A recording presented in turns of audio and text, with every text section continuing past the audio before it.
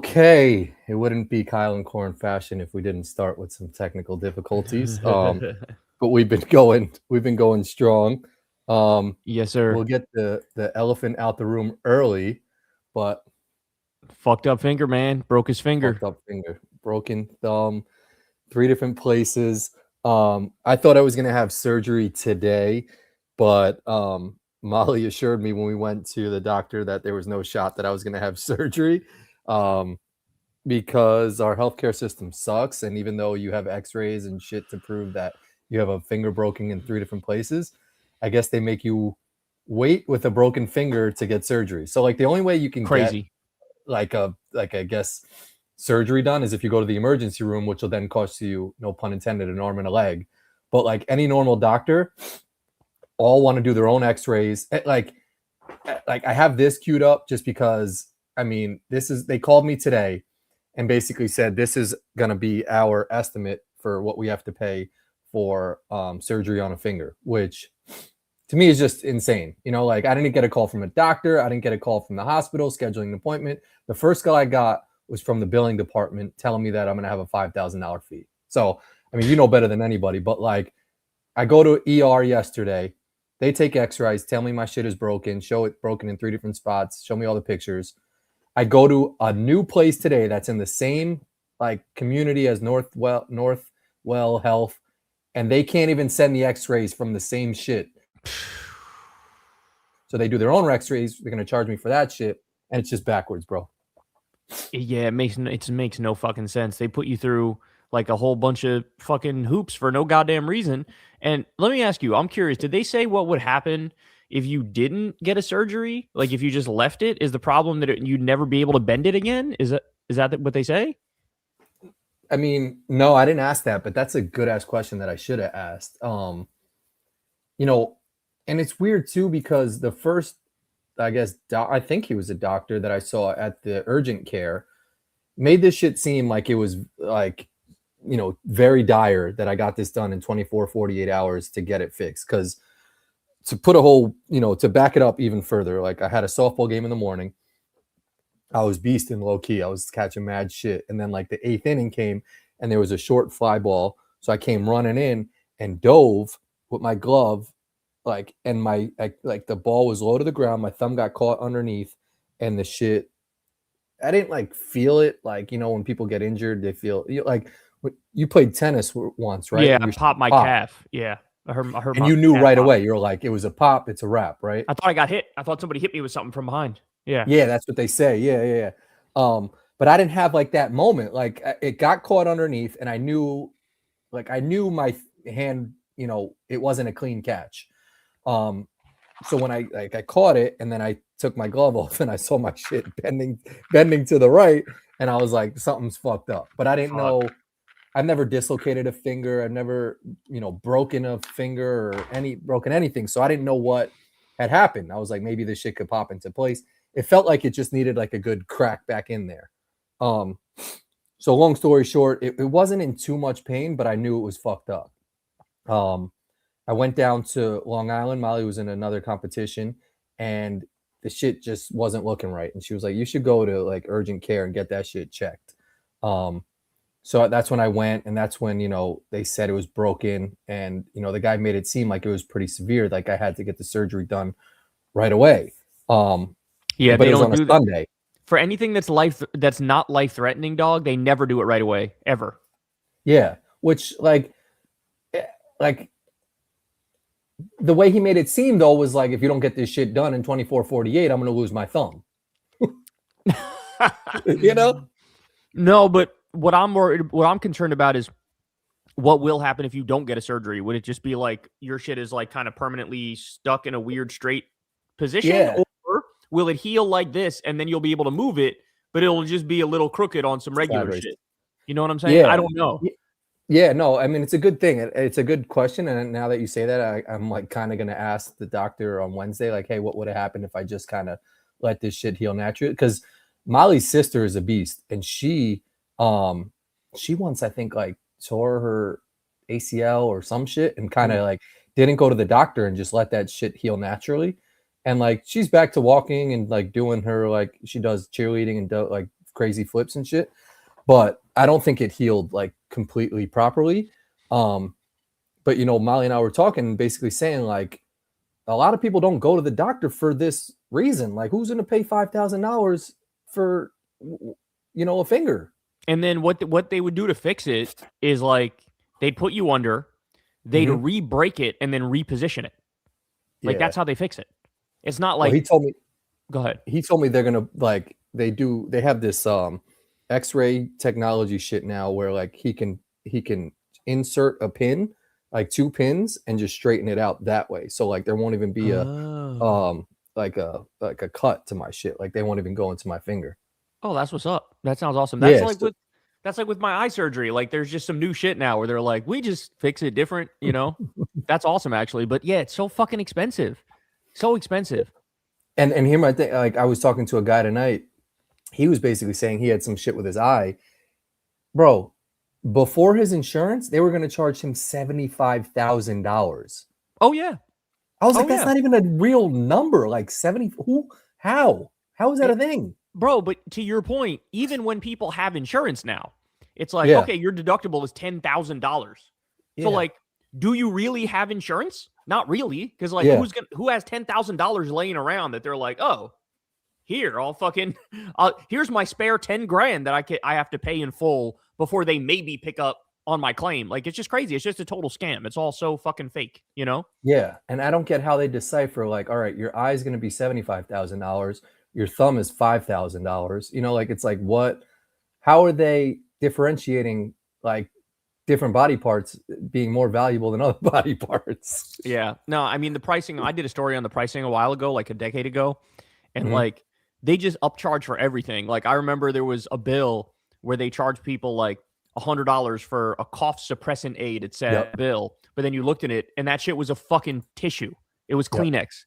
And like this is what it is. Our whole shit is just a scam. Like our whole system is a scam, you know? I don't get I mean, it's wild to me because a lot of people will, you know, like someone will say like, I'm not going to get my thumb fixed. And to your point, it's like, what happens if I were to just let this shit heal naturally? Like, do people just have a fucked up thumb? Like a lot of people don't even get shit fixed because the whole process of like, I had to get 2 x-rays and like, that's going to be double, you know, like, so like a lot of people don't even go to the doctor because they're worried of what the bill is going to cost, which is even scarier, you know? Bro, when I popped my calf, I thought like it's some OD serious shit. Like, you know how when Kobe tore his Achilles and it was like, it wasn't in the same spot as the Achilles. It was higher up. It was in my calf, but like it literally felt like somebody hit me from the back with something. And that's what they say, I heard like a pop.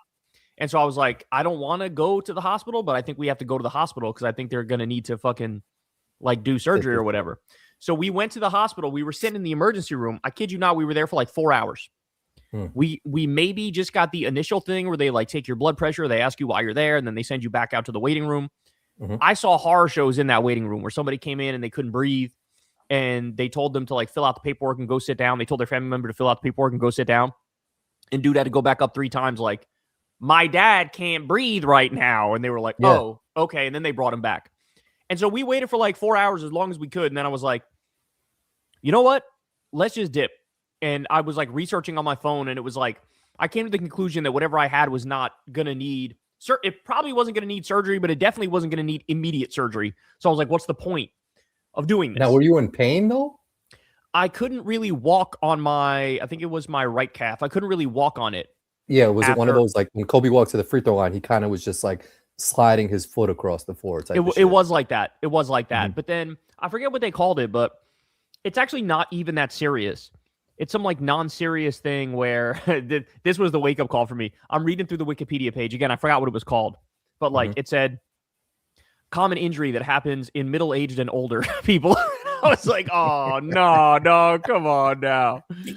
So that's what like I'm like trying to cope with it. Like, did this happen because I'm older, or was this just some freak accident shit? Like, I will tell you, the first thing when I told Crystal what happened to you, the first thing she said is like, she paused and then she was like, old people like us shouldn't be playing sports like that. I was like, you sort of right. that was my thing, is because I was playing softball with all these old ass dudes, and I was like, I'm probably the youngest one there, and it was my first game. Like I just got added to the roster, so I was kind of like trying to hustle and do my shit, you know? So like every ball that was hit to me in the outfield, running OD hard for that shit. Like I like got a single and I was like, I turned it into a double by just fucking hustling and sliding. And then like when I got hurt, I was like, I kind of was going a little bit too hard. Like even if I was so like on some outer body experience shit, I was almost like if I was someone else, I would have been like, yo, chill out, dude. Like, what are you doing? You know, like there's a point where like I think you need to accept at a certain part of age, like you need to chill, you know? So when someone's going too hard, it's like, you don't need to be doing all that, dog. Like, so to your point, or you're of no return. I'm about to tell you the exact same story flipped and reversed, because to your point, so I'll play basketball with our son and we'll play, you know, we got a little hoop in the yard and we'll go play out there. And he likes basketball. He watches the NBA all the time. He plays in the fucking like YMCA leagues and shit. And so now he's tall. Now he's only like 2 inches shorter than me, dog. He fucking grew up like crazy. Yeah, I remember seeing him at soccer. He was like bigger than most of the kids or some shit. And he grew way more since then. Like he's literally 2 inches shorter than me. He's taller than Crystal. He's a little taller than Crystal. It's crazy. And he's only young, 12, right? He's 12. Yeah, that's wild. He's 12. I know. I think back to when I was 12. I was like, I was tall. I don't know if I was that tall. I don't think I was that tall yet. Yo, the fucking like the way kids grow now is on some next. Well, actually, I mean, we've said this in the past, but like dudes in like 1970 had mustaches and looked like they were 87 years old. That's but exactly right. That's true. I feel like it peaked, went back down, but going back, height is going up. They looked old, but they weren't tall. Like now they're tall as fuck. And he eats like crazy. But anyway, the point I was going to make is he'll ask me to play basketball with him in the yard, and I'll go play basketball with him. And when we first played, and he was like a little kid, I wouldn't even fucking try. I wouldn't even try. And I would fucking like, you know, beat him easy, right? He'd score like 2 points. Now we go out there and we're playing. I don't try that hard. Dog, it was like 11-3. He beat me 11-3. And then what were you going on a 1 to 10? Like, I mean, I was just chilling. Like, first of all, this was when I wasn't even really in shape that much, whatever. But like on a scale of 1 to 10, I was going like a 4 or 5. Okay. Well, when I went 4 or 5 before, I would win. He would still bust his ass. Yeah. I would win 11-3 in the other direction.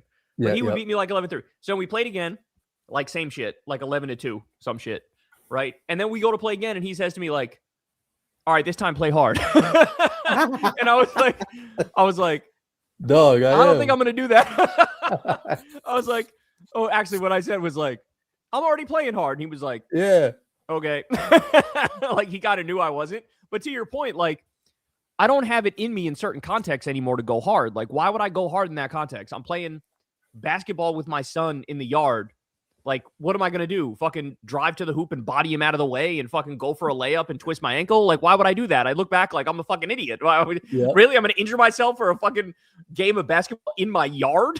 Like, it's crazy. Sometimes you got to hit him with some, like, let him know shit. Like, yo, I still got, like, you know, like, I don't mind. You hit him with one of your old school. Go ahead.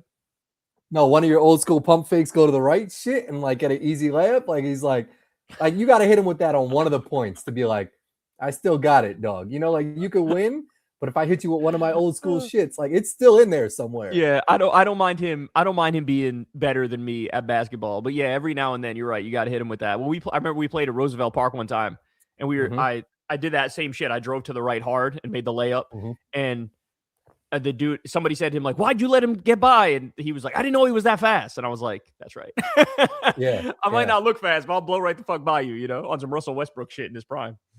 On the flip side of that, though, I've been hit with like the nah, let him shoot type of shit. And I'm like, that one always hurts. But you know what? Nobody ever hit me with that because I'm not trying to take jump shots like that. If I take a jump shot, it's because like, you know, it unfolds where like I have no choice but to take the jump shot. You know what I'm saying? Yeah. Yeah, that would be the one that like hits home a little bit, is where like they sag off you super hard. Like, nah, let that cat shoot. And I'm like, no, man, please guard me a little bit. Guard me. Yeah, but you know what? You're a good shooter though. Like I've played in games with you where like you'll fucking make a bunch of jump shots. So you can get hot. You can get hot with your shot. I don't know. But anyway, so I have my surgery on Wednesday. So that's scheduled? It's scheduled for real? It's scheduled for Wednesday. So they called me for the billing shit already. Tomorrow they'll call me to schedule the time for the shit. But my other fingers got swollen too. Like they're kind of like a little like, you know, swollen. Yeah, but the guy was saying that. Yeah, no, these are good. They still bend and shit. But he was saying the hand is so small that like that got affected, and it's just there's not that much space in there where the rest of your hands still get a little, affected too. But he had to take my wedding ring off, so he did some Jedi today, where like he put like no homo some Vaseline on my hand and kind of like slid some like glove shit under and was like sliding off. And like, not gonna lie, I haven't taken a shower for 2 days because I can't shower with this shit. Like, I'm not gonna put a bag over my arm or anything like that. So like, I don't know, whenever you get injured, I feel like you're just like super grimy. Like, I feel so grimy right now that like I probably stink. Your hand starts to smell, and like, I don't know, it's not fun at all, man. And I've never had surgery. I've never been put under. So low key, it's on some like. So you've never had any surgery in your whole life? Never, nothing, man. Not even like wisdom teeth? Nothing, dude. When I had pneumonia, when I was in the hospital, it was getting better. And the last day, the doctor was like, "We're gonna, like do some shit to like drain your lungs or something like that." And it's kind of like a surgery. And I was like, I feel like I'm getting better. Like, I don't want you to do that. And they didn't end up doing it.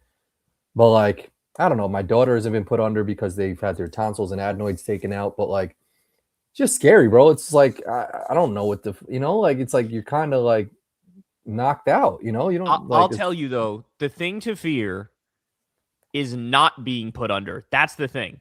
If they hit you in the shit with like, nah, we're gonna keep you awake for this, that's when you got to be like, nah. Give me whatever the fuck. Give me that propofol. Give me that Michael Jackson shit. Give me whatever the fuck you got. Because I've had wisdom teeth surgery. They put me under for that shit. No problem. They're like, count back from 100. You're like 100, 99. And then the next thing you know, you wake up and you're like, oh, you're done? What the fuck? You didn't even do shit. And they're like, no, you're good. So. You're done. So definitely get put under. When I had the eye surgery, they didn't put me under, but they did give me a Xanax. And that was enough. That was enough so that I didn't feel fucking any anxiety whatsoever. I was chilling.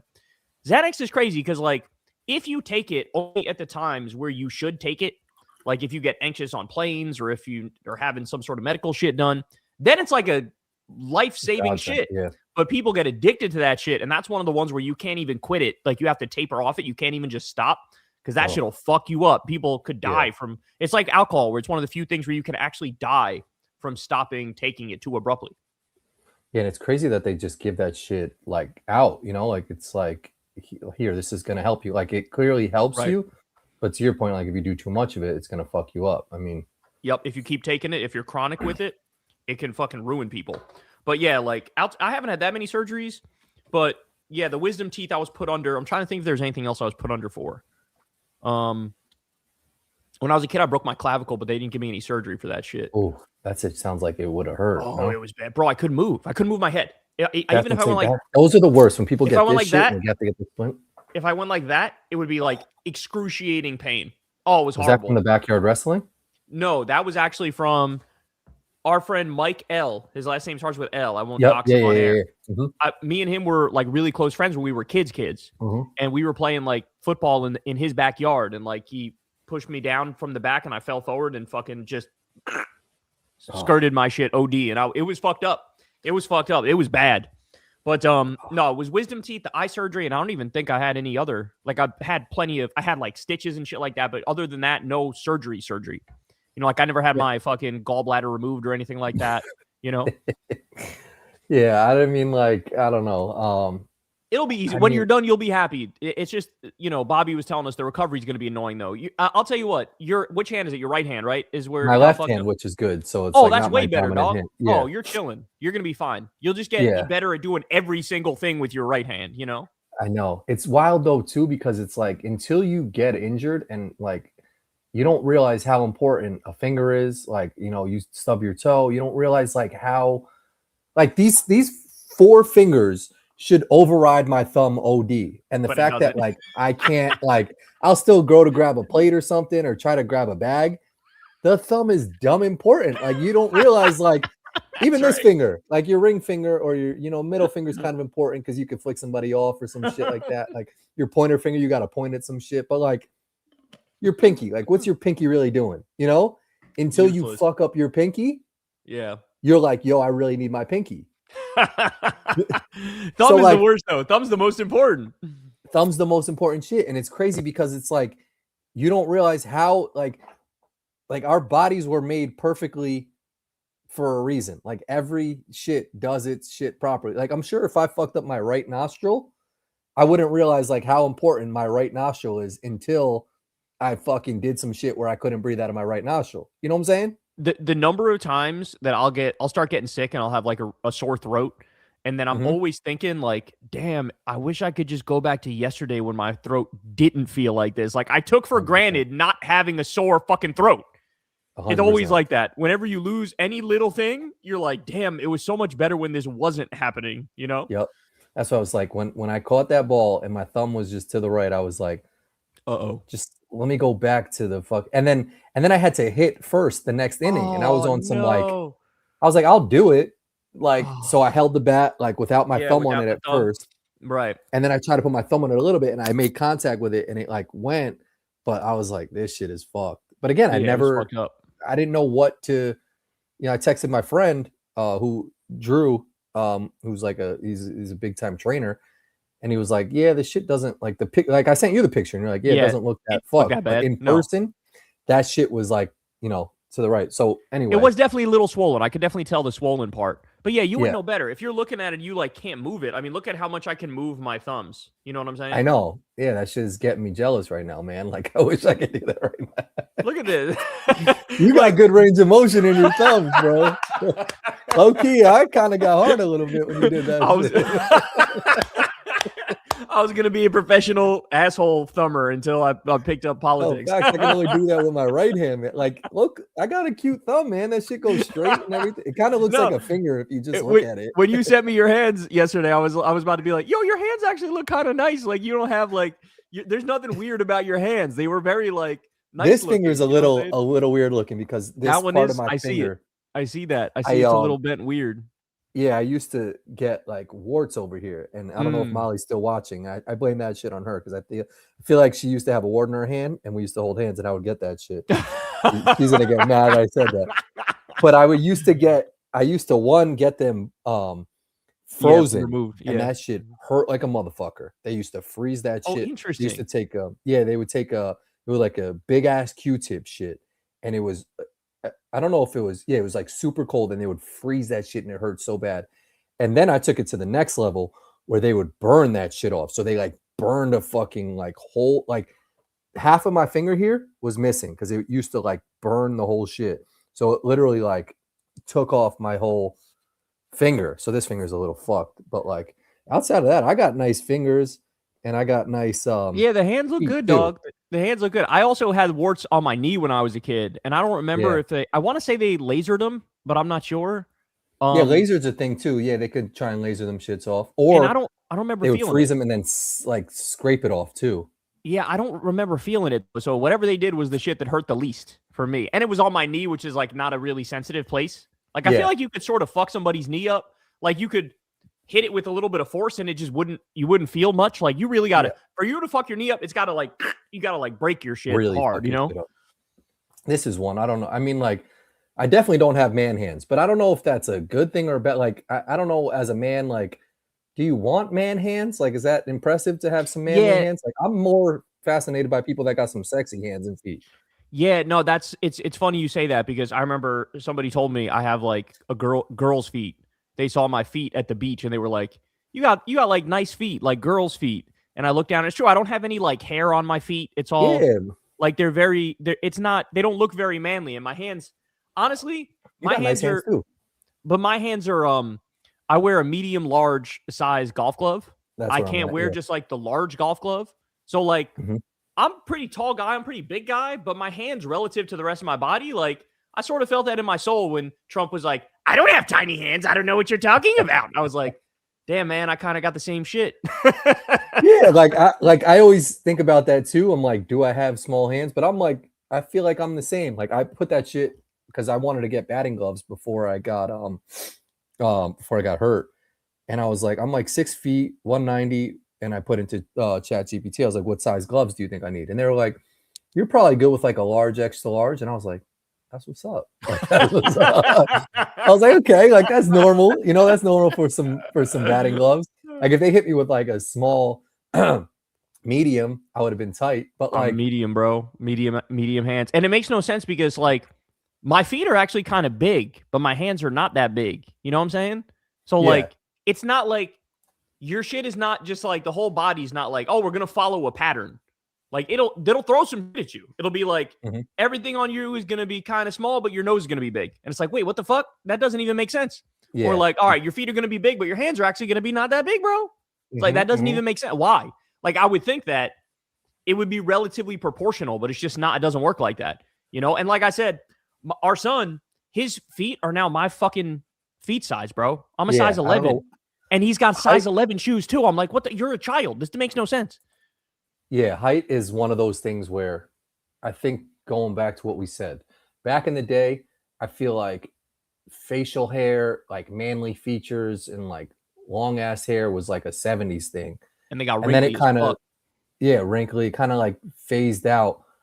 But now I feel like height is the new shit. Cause I see young kids now where I'm like, they're mad tall. And I don't know if it's because they like embrace. I feel like whether or not you're tall, if you're like a size, I don't know, 10 shoe, but if you wear like a size 12, your foot will just grow into that bitch. Like I think you can mentally, I feel like you can mentally train yourself to be a bigger size shoe than what you really are. I don't know if that is true or not. It definitely isn't. But like I feel like kids nowadays just wear bigger size shoes and they're just bigger because I don't know what the I feel like that's a thing. I feel like people are taller, maybe just I don't know, like taller guys are getting with taller women and then they're just having taller kids.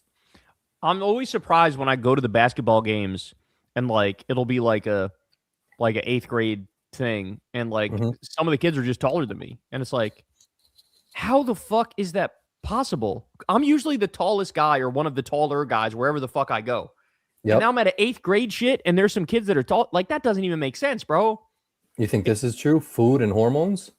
I kind of agree on for sure the food thing. Hormones, I'm not sure, but definitely the food thing. Hormones in the food. Okay, I see what you're saying.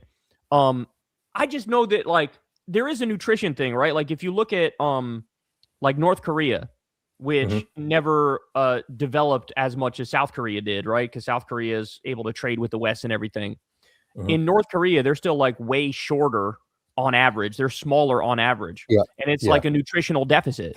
Whereas in South Korea, with an overabundance of food, you know, everybody just grows way faster. And when you look at like, but then, you know, I think back to it and I was able to eat whatever the fuck I wanted too. Like, it's not like my situation was any different. So should I be 6'4" instead of 6 feet? Like, I don't know. It makes no sense, you know? Yes, yeah, but I feel like food is different now than when we were kids. Like, I feel like there's other shit that like, it's probably worse. Yeah, maybe there's something in like worse food that makes people grow faster or some shit like that. Well, Although I saw a video, big, bro. They're super big, and I saw a video, and I know we've said this in the past, but like when you're super tall, like your lifespan is less. And true, Shaq looks good. But I saw a video of Shaq like walking out of a hotel and he kind of was walking with some like weird, like slow walk. And I was like, damn, it looks like his health is declining on some weird shit. And it could be because he's just fucking obesely tall, you know? Yeah, being overweight and really tall. Yeah, it's true. Like Victor Wembanyama already had blood clots. And that is, yes. And that's exactly what took out Chris Bosh for his career. And it was a different kind of blood clot, but he still had a blood clot. And then I looked it up and they said that like being like that tall can lead to like circulation issues. Shaq and Barkley both walk with massive hunches in their back. Yeah. I mean, first of all, they're gigantic, right? Like they're huge, both tall and fat. And like, that just leads to like your heart's got to work overtime in order to like pump the blood everywhere. And yeah, it's just not as healthy. Although Charles Barkley's taken Ozempic and he looks way skinnier now, man. Like that shit is doing him wonders. Yeah, I noticed that with him. He looks super, like almost a little too skinny. I saw a picture of him where his face just looked like not healthy, and I was like, maybe eat a little bit of food on that shit. Like, yeah, it's all about the dose amount. On it. Yeah, it's all about, and the other thing is they give it to people who have diabetes or like they're pre-diabetic, and like that shit'll work, bro. Like it'll make it so that you know you won't be diabetic anymore. You know, but I feel like it's better to take it in like a tiny amount because you never know in the long term if you're taking like a fat ass dose of it, like. It reminds me of that drug. There was a drug in the 1990s called Fen-Phen, and it was like the diet drug of the time. And like, it just like made people's fucking aortas blow up and like a bunch of people died from heart attacks. Really? Yeah, because the drug like would like deteriorate your heart over time. It was very weird. But so they took that shit off the market. But like you think now like, was something bad going to happen with this new drug? Because it seems like a wonder drug. And whenever some shit is too good to be true, it's always like, what's the trade-off here in the long run? So, like, it's helping 100%. people. Don't get me wrong. I'm not against it. But, like, just to your point, like, within reason, like, Charles Barkley shouldn't take so much that he looks sickly. Like, take it just so, like, you could be a reasonable weight. You know what I'm saying? Just don't be like a skeleton now, I agree with you on the same shit. I'm like, I see the Ozempic and I see, like, people who are actually, like, really big use it and they look great. Like the fact that like you lose that much weight that fast is like good for you. But like to your point, like nothing is that good. Like there's no medicine, there's no drug, there's no pill, there's no fucking cheat code that just works perfectly, that I have no side effects to that shit. So like nothing you do is just like all positive. Like there's got to be some negative that comes with that shit. And like I see people on that shit and I'm like, all right, that's good for them. But like, I mean, it hasn't come out yet that there's been any side effects to that shit, but eventually I think there's going to be something, Yeah, and I get, me and Chris will talk about this a lot because I always try the basic shit whenever I'm trying to be healthy, like reduce sugar intake and shit, like fewer carbs and stuff.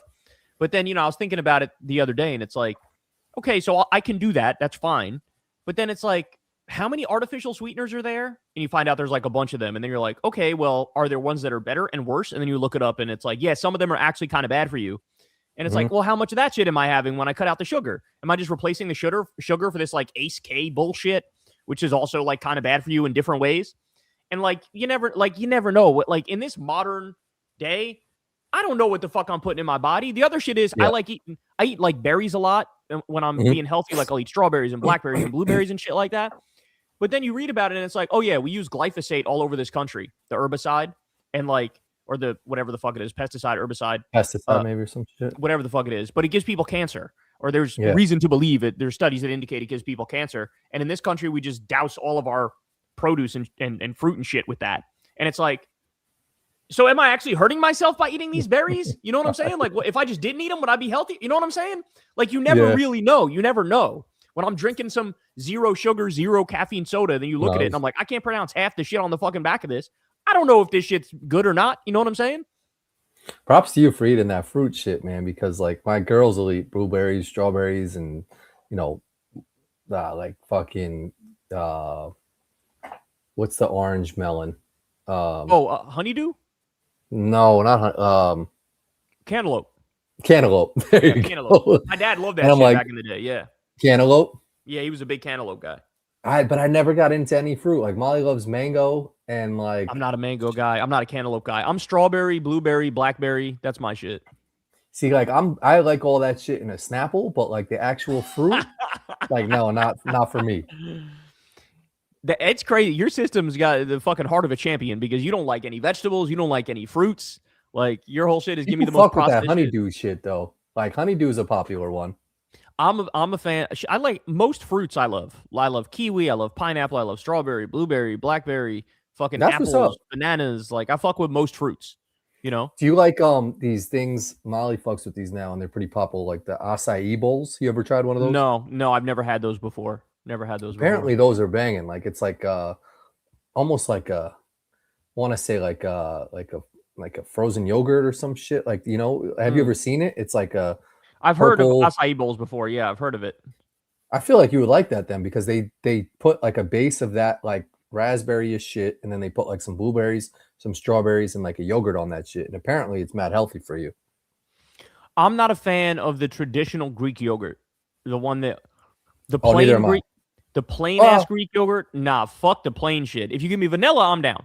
If you give me like some strawberry, I'm down. As soon as you give me the plain vanilla yogurt, it's like eating straight up cottage cheese, dog. Shit tastes disgusting. People used to, when I worked at the yogurt shop, people used to eat that shit religiously. It was like rich ass, old, like, want to say white women, but they would get the plain yogurt and they would put granola. They would put Melba sauce and granola and Melba sauce on there. And they would eat that shit religiously because I guess they had it at Bloomingdale's. Was it Greek yogurt or no? It wasn't Greek, was it? It wasn't. No, it was like frozen Greek, yogurt. It was frozen yogurt. Yeah, but it was plain. Fake. Yeah, but that's fake ass. That's not some like real health shit. It still got sugar in it and whatnot, No, it definitely has sugar in it, but I don't know what the difference between that and like Greek yogurt's actually healthy. That's Oh, really? actually healthy. Yeah, it's not like the shit we call yogurt here that's like almost ice cream, just like ice cream sugary shit. No, this is like just good for you shit. But it doesn't taste good. That's the thing about it. It doesn't taste good. Unless you get like I said, vanilla, fucking strawberry. I fuck with that. Vanilla, strawberries, being shit. What? But I don't know how the Greeks took the market on yogurt. How is that their shit? It's just Greek yogurt is like it's like a thicker consistency than the regular yogurt. Mm. Yeah, it's like the way they make it. That's what Greek yogurt is in my mind. It's like thicker yogurt that's got less like additive bullshit in it. You know, it's not like a little treat. It's like an actual healthy thing to have. You I know. guess. You know what I've been fucking with super hard lately is Uncrustables. You ever had that? Oh, those are fucking goated, man. Those Super are goated. banging, right? I mean, they're just delicious peanut butter and jelly. Like you can't go wrong with that. That's like the classic staple. But you know, it sucks. Like eating like I've been eating. The thing that sucks oftentimes is like you got to have specific shit in the house, or like you can't do it. You can't eat like I like eating unless you have like the shit I eat all the time are those fucking little egg bites.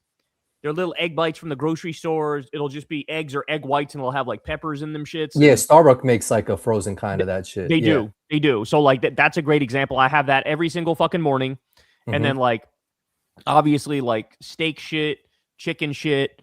The other thing I'll have is like protein Mac and cheese. Protein cereal. Like there's this protein cereal that I like. It's one of them is called Catalina Crunch. It's like a bullshit knockoff of Cinnamon Toast Crunch, but like it's more protein focused. Obviously. Oh, that's what's up. Because I would just fuck. I feel like there's some things that you can't deviate from. Like I feel like Cinnamon it's Toast Crunch nowhere near as good as Cinnamon Toast Crunch. Like, that's what I'm saying. So why not just fuck with the Cinnamon Toast Crunch on that bitch at that point? It's like eating candy. It's just like pure fucking sugar bomb. You know what I'm saying? I know. And for me, the sugar, like the reducing sugar was because I didn't like the mood spikes. Like I need my mood to be stable during the day. I can't have the up, down, up, down, up, down, up, down. And so that's why I did it. And it works. The way I eat works. But like sometimes, you know, it's just you don't have the shit you need in the house. And you're like, I guess I got to have whatever the we have, you know? Someone knows about that shit. Catalina Crunch, yeah. And there's also, by the way, that same company that does Catalina Crunch, they do a blueberry one that's banging. They do a honey graham one that's banging. They have like a whole bunch of them. I highly recommend every single one of that lineup of cereals because like they fucking nailed it. Is that like an Aldi thing or where's Catalina Crunch? No, they sell that shit in the store? I want to say it's a Costco thing. Thing. But whoever There's just said brand, Catalina Crunch will tell you for sure. I'm not 100% sure. Yeah, who's got the Catalina Crunch plug? Because there's the supermarket has a brand called I think it's Kashi. Kashi's like a brand that does type of cereals that are kind of healthy. And those were good. I was like trying to eat healthy for a moment and I used to get the Kashi shit. And then I was just like, I just need some regular Frosted Flakes in my life. Like, there's nothing better than a bowl of Frosted Flakes at the end of the night. You know, like nothing can replicate some good ass. That's why it's like, if you've grown up on Cinnamon Toast Crunch, Captain Crunch, if you like Fruit Loops or some or not Fruit Loops, well, people like Fruit Loops. I don't really like Fruit Loops, but Lucky Charms, and then they hit you with some cleaner version of that shit. It's almost just like I've had the good crack. Like, don't give me some weaker version of that shit. You know, like it's hard to go back to some new shit when you've had the good shit. Bro, Crystal would lose her mind here, and you say this. She is so anti-cereal. She hates the whole cereal aisle. She fucking despises for the exact reason you like it, because it shit fucking tastes delicious as shit, but it's also like just obviously like you're eating dessert for breakfast. You know what I'm saying? You can't have a whole aisle in the supermarket if it's not like by nature goated. You know, like it's like like it's like chips. Like you can't say you don't like chips. There's a whole aisle for chips. So like the thing about chips though, they come as advertised. Like everybody knows, like I'm eating some bullshit when I eat chips. But when people eat a breakfast bowl of cereal, they feel like, oh, I'm eating like a real breakfast. And it's like, no, you're not. That's not a real breakfast. It's a fucking sugar bomb in the morning, you know? That's true. But I mean, if you have some like you know, Cheerios, the honey Cheerios, the honey nut Cheerios, like those shits are there's delicious. gotta be some health shit in there. Like they got the heart on the box for a reason. I like how they It's just like- lie. They're like lowers cholesterol or They something. definitely lie about that. I was shit, like, right? bro, There's gotta be, good like, enough. no- Just yeah. write that shit on the on the fucking thing. I'm good. I'll eat it. You know. When they put like that was the best thing that the fucking Honey Nut Cheerios did was put like a little heart and like say they were associated with the American Heart healthy, and everybody's Association. like, okay. So Well, whenever they're yeah. feeling healthy, they're like, don't get the Cinnamon Toast Crunch, get the Honey Nut Cheerios, and it's like, Exactly. good enough, you know. But yeah, no, I mean cereal's goated because like there's just too many. There's also, I mean, there's too many different types of cereals. I think they kind of OD'd at some point. Like cereal is kind of the cologne of foods where anybody who's a celebrity can kind of like Shaq's done this shit where he's like, I'm gonna just make a cereal and like kind of try to corner that market of like I'm a celebrity, I'm gonna put my face on the box and not give like I'm gonna just make some sugary ass cereal, where it kind of diluted good cereals. Like Frosted Flakes been around for a minute, Corn Flakes been around for a minute, Cap'n Crunch is an OG, but like once you start making some shit like Angel Reese has like a Reese's Pieces shit, Oh, it's like for the name that makes sense. yeah, like but there's too many cereals. Like there's a point where there's too many chips. Like when I go to the chip aisle and I have to stand there for 50 minutes, like deciding on like if I want you know honey barbecue or I want honey barbecue with this shit, like it's like almost like there should almost be a limit to how many chips they could create. Like it's like there's a limit to other shit. Like put a limit on like, all right, we're gonna stop making different flavored chips. And sort of in your defense too, like the way that I'm eating with all the protein stuff, like I've already seen a bunch of articles and shit that basically talk about how a lot of these like protein products, they've been studied and it's like, oh yeah, they got like a much higher amount of lead than what they're allowed to have in those. Yeah. And it's like, so here I am trying to eat like right, trying to eat properly. And maybe I'm doing damage. You know what I'm saying? Like maybe I'm making shit actually worse. You know, you never know because there's always those stories of like, this person lived a perfectly healthy life and they worked out every day and they ate right and then they dropped dead at 47 from a fucking heart attack. And like this person is like a fat slob who smoked cigarettes and they lived till 86. And you're like, I know that statistically that's not the way it's likely to go. The guy who's smoking and shit is probably going to die younger and the guy who eats healthy is probably going to live longer on average. But every now and then you get one of those shits where it's like, sorry, like you try to live right and it just backfired, you know? I think what the fuck was I just about to say? I totally forgot. But yeah, I think I mean this makes sense. There's too many chips. I don't remember what I was gonna say, but like there's I don't know what the fuck I was gonna say on that topic, bro. But like it's almost like yeah, like there's like I don't even know what the fuck I was gonna say on that shit, to be honest. It was a good ass point though, and I forgot what I was gonna say. But I had a couple things I wanted to ask you about. Rory went back to back. Your thoughts on Rory McIlroy winning back to back Masters? Bro, low key, people should fire up the conversation we had on the last podcast because we sort of freaked it when you were like, "Oh, who you think is in the running?" Well, you gave your prediction, so you might have freaked that shit. The first person I said was I think Patrick Reed is a good sleeper pick. That motherfucker was on the leaderboard for like the majority of the tournament. I didn't see where he fit up, but like he was at the top for most of the shit. I think we both brought up Justin Rose because like Justin Rose was in contention last year. He's always done well at the Masters.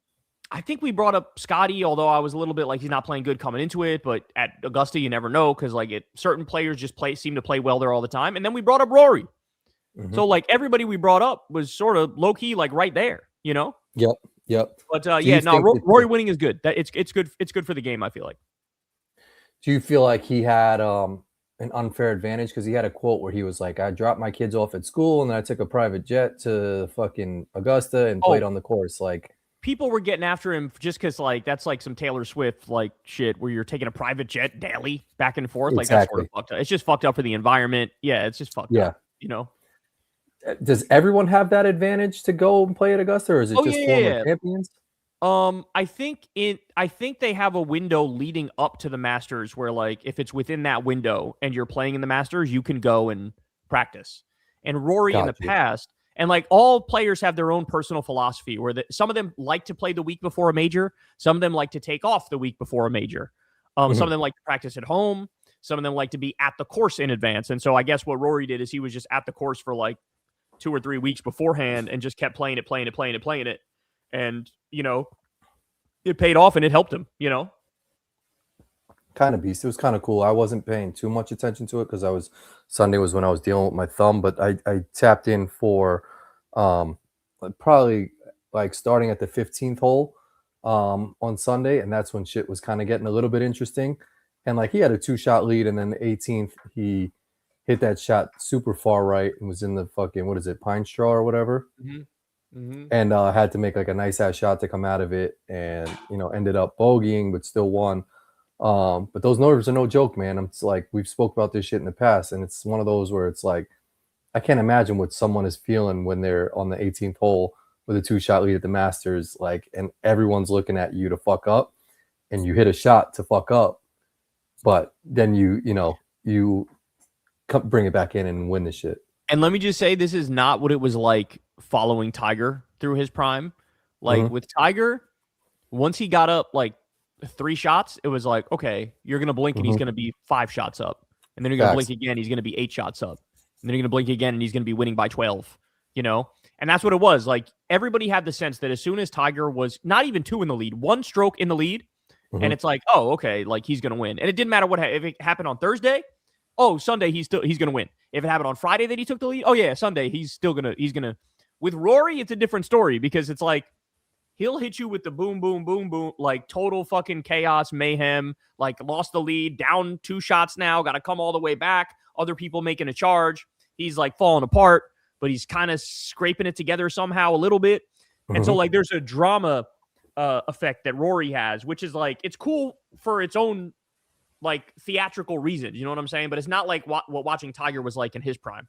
Like Tiger was like invincible. Like nobody's ever going to defeat him. He's going to win. Like there were times he won like 7 or 8 tournaments in a row. Like, it would happen multiple years. Like, oh, he just won 7 in a row. And it's like, how the fuck is that even possible? Rory doesn't have that amount of dominance, but he's got like the up, down, up, down, up, down, up, down shit, which is like hard to, take your eyes off of. So now the question is like, he just won the last 2 Masters. Is he now the favorite going into all the majors coming up? And like how many majors is he going to win? Because now that was, I think, his 6th major. Tiger has 15. He's still got a shitload more to catch Tiger, but like, could Rory get to double digits? Could he get to 10? You know what I'm saying? Like now these are the conversations people are having. It's weird that like certain players perform better at certain tournaments. You know what I'm saying? Like, I don't know if they like gear it up better for those, No, so it makes sense. It makes sense for a number of reasons. But so like the Masters has always been a course where it's the more like artistic players do better there. So the ones who are like really like sciencey and mathematical, they don't do as well there because Augusta is so like hilly and slopey, and like you have these weird lies that you have to be able to adjust in the moment, and you have to be able to like work the ball left to right, right to left. Like there's a lot of shit that goes into winning the Masters. That's all about like pure artistry and creativity. Whereas like somebody like Bryson, who's much more like sciencey and technical and mechanical, like he would do better at like a bomber's paradise where it's kind of like long and wide open and you just got to like bomb and gouge it. Yeah. And so that's why Tiger Woods always loved the Masters, did great at the Masters. Jordan Spieth always loved the Masters, did great at the Masters. Yeah. I think Rory, when he was younger, I mean, what's his name? Justin Rose always does well at the Masters. Justin Rose, and that's relatively recent that he always does well at the Masters. But actually, he is, I would argue he's more on the mechanical side than he is on the artistic side, which might be one of the things that's holding him back. But Rory, in his older years, his game is more evolved now. And when he was a kid, he used to only play a draw. Now he plays a draw and a fade. Like he can work the ball both ways. And when he became more artistic is when he was able to crack the code of Augusta. And now he loves it. So yeah, like that's one of the reasons why. But there's all sorts of different conditions that suit different players. Like there's firm and fast conditions suit one kind of player versus like slow and wet conditions suit another kind of player. Yeah, it's like tennis when you play. Like some guys are better on clay court, some guys are better on grass versus hard court. Yeah, absolutely. Would you compare that to a politician? Like, are some politicians better in some states than other states? I mean, like, do they know how to play to? Yeah, for sure. Like, it's like saying Zoran Mamdani, his message is going to play better in New York City than it's going to play in like West Virginia. Because it would be hard to win as a Muslim in West Virginia. They're gonna like fucking jump the shit out of you just because you're Muslim. You know what I'm saying? So like, yeah, horses for courses type shit. He just had Bernie come out, and it was on some G shit. I don't know if you saw that, but he came out on some like WWE shit. Yeah. He's like, I mean, he's rocking and rolling, man. And like, low key, Bernie looked good, man. Like he looked like he was like sprung, like he looked like old school Bernie. And a lot of the comments I saw were just like, don't forget that Obama like rigged the whole shit against him to have everybody, drop out so he could lose the race. And like, Yeah, it was 2020. Yep. it just makes you realize, like, again, a lot of the shit I see from Zoran is just like his social media account, which like makes everything look like everything's going well in New York. So I don't like it is going actually well. Yeah. I mean, so he was able to get like the universal child care and freezing the rent, like two of his biggest campaign promises. They're happening.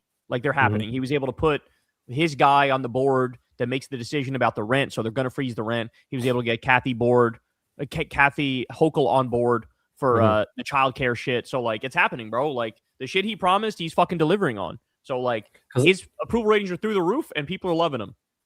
Because someone was like, he also ran on like lowering groceries or some shit, which is like a hard thing to run on. Like, he my ran groceries on. Aren't low. Well, he ran on creating a government-run grocery store in Harlem, I believe, and they're delivering on that too. And so now there's going to be a grocery store there that's like less expensive than other grocery stores. Yeah, I mean, and it just makes you think, like, if Bernie was president, when would he have won? Was that 2016? He could have won 2016. He could have won 2020. He ran both times. Yeah. Well, yeah, I think 2016 was like the first time where I was like all about his shit, and like how different of a country the shit would be right now if. Oh my God. If he had won, Oh my God. I mean, I've been saying this on my show for the past however long now, but like, I just think of a world where the Democrats always won, right? Like, imagine George W. Bush didn't win and Al Gore won. Like, we never would have had the war in Iraq. We never would have had the war in Iraq. That was like a defining fuck up for the country. Wasting $7 trillion doing an illegal war. Like, we never would have had that if we just elected Al Gore instead of George W. Bush. And Al Gore won the fucking popular vote, bro. Yeah, facts. Like, think how different the country would be. If Bernie won in 2016, think how different the country would be. Oh my God, bro. It's like, we'd also be beloved around the world if it was Bernie who was our president. Like, you wouldn't have all these countries that now fucking hate us and are like breaking up with us, Yeah, I mean, I just saw an interview with Kamala Harris, and they were like, "Are you going to run again?" And she was like, "I might." Yeah, she said she might run again. Yeah, she said that. How do you feel about that shit? I mean, I think that we're at a place where the Democratic base is ready to go beyond Kamala, right? Like, I think she, if I'm being honest, I think she kind of won the election and Trump stole it, right? But like, I think in this moment, the base is radicalized enough where we want something more powerful than Kamala Harris. We want something more left-wing than Kamala Harris. We want somebody who's a little more aggressive than Kamala Harris. You know what I'm saying? So like, in a sense, it's unfair to her, but I do think she kind of missed her moment because now the Democratic base is so radicalized that they're not going to take the standard politician stuff. They want like some gangster to go in there, like our version of Trump, who's going to like jail all the fucking MAGA people, Yeah, I mean, like, whatever, she's whatever, but like, I just don't feel like she earned that shit. Like, people didn't vote for her and didn't like her when she ran for president the first time. And that's the big knock on her, is that they just kind of handed it to her because Biden was too old and he had to step aside, and they like waited until the point where there wouldn't be any primary for it. And the other thing is, they could have had an open convention and didn't. They just said give it to the vice president, which is like, there's an argument for how they did it, but I think in retrospect it would have been better to have some sort of a process where at least they could have said like, look, this person's more of a legitimate winner. We didn't just handpick them, I got a couple more things and then we'll get to some super chats. I wanted to get your thoughts because I just saw a video of Robert De Niro like pushing his kid on the swings, and he's like 82 years old. Are you cool with him being a dad at 82 years old, or is it almost like, are you like, yo, maybe chill out and like stay a grandfather? I mean, from a legal perspective, my reaction is like, it doesn't matter what I have to say about it. Like, he can do whatever the fuck he wants to do. You know what I'm saying? But from a personal perspective, it's like, bro, you're going to be dead in like 4 years and that kid is still going to be a child, like it seems kind of messed up, Yeah. Yeah. I saw that and I was like, I mean, like, good for him. He was out at the park pushing his kid on the swing, but like, I mean, now that I say it out loud, it's like he's kind of in the same spot as me. Like, I don't want to get down on the ground and play with my kids and do shit. So like, he probably doesn't want to do that shit either. And he's 80 something, I'm 37. So it's like, fuck it. Like, have a kid at 95. Like, if you got the same mindset as me, you're not going to want to do shit anyway. So like, doesn't matter what age you are. So like, I kind of respect it. If he sees a young chick that he likes and he's got money and she's feeling him and they want to have a kid, go for it. Because I feel like it's rare. I feel like any parent who like is like, I'm gonna get down on the ground and play fucking toy cars with my kid and do all this shit. Like they're fronting. Like nobody wants to do that shit. Like we did it as a kid. Now we don't have to do it as like a 38-year-old man. Like let them do that shit at their own and use their imagination. I will say, in your defense, I am a little old school. I seem to remember when I was a kid, it wasn't a thing that like my parents would play with me. Yes. It's not a thing. Like 100%. As a kid, it's like you go do your kid shit, and I will be over here paying the bills and making the food and doing my adult shit. That's always the deal. That was always the deal. Is like, I'm gonna let you go play fucking Super Nintendo when I was a kid. I'm gonna let you go play with your little toy dinosaurs or toy soldiers or your little fucking fake machine gun. Like you go do whatever the fuck you want to do.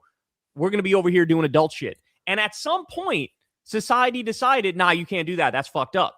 And like at some point, they were like, nah, like you literally gotta play with them whenever the fuck they want to play with you. And I'm not that you got to draw a line on that and say, like, I'm good for like the occasional, you know what I'm saying? Like, yeah, sure. Every now and then you want me to, of course. But if it's like a daily thing, it's like, nah, man, that's part of being a kid is like, you got to do some kid shit. Like you got to use your imagination, go play some shit, go pick up some sticks in the woods, you know, like you got to create some shit out of nothing because your parents are doing parent shit, you know? Preach. You can't say I think Molly's on team play with your kids type of shit, but like if she's still listening, like I'm not getting down on the ground and taking a Barbie and being like, you do like I have done my fair share of that though. I'm not gonna lie. I've done my fair share of that, you know. Once in a while, like, I'll fucking give you a piggyback ride and do all that shit and be your friend, but like no, like also like take a fucking Hot Wheels car and drive that shit across the floor and like take another car. Like your right hand is one person, your left hand is another car. Like you need to figure out that shit where they're racing, they crash and all that shit. Like to your point, it's like I'm gonna be upstairs making dinner, doing some shit when it's like I don't remember my dad being on the ground with me doing some shit. Like he would just be like, you do your homework, you done playing? Like, all right, like dinner's on the table. Like I'm here doing my shit. Like I came home from work. Like Nix came downstairs from bed tonight and I was just sitting on the couch, like watching TV. And she was just like, you do this every night? And I was like, kind of, yeah. Like I put you in bed. Now it's time to just fucking chill and watch some TV. Like, fuck you mean? Like, do you do this every night? Like, yeah, I do this shit every night. Like, fuck you want me to do? Like, go play with your toys? Like, no, like I did that shit already. Like my time has passed. Like, yeah, no, I'm telling you, I remember when I was a kid, like I never had the thought of like, oh, let me get my mom to play with me. That wouldn't occur to me. That's not like I never thought like that. You know, there should be some like adult toys though, like not like some like sexual shit, but there should be some like toys that like there's no toys for adults. Like you go to Target and like my girls want to go to the toy section, it's all like some kid shit. Like there should be a toy section for adults where it's like, all right.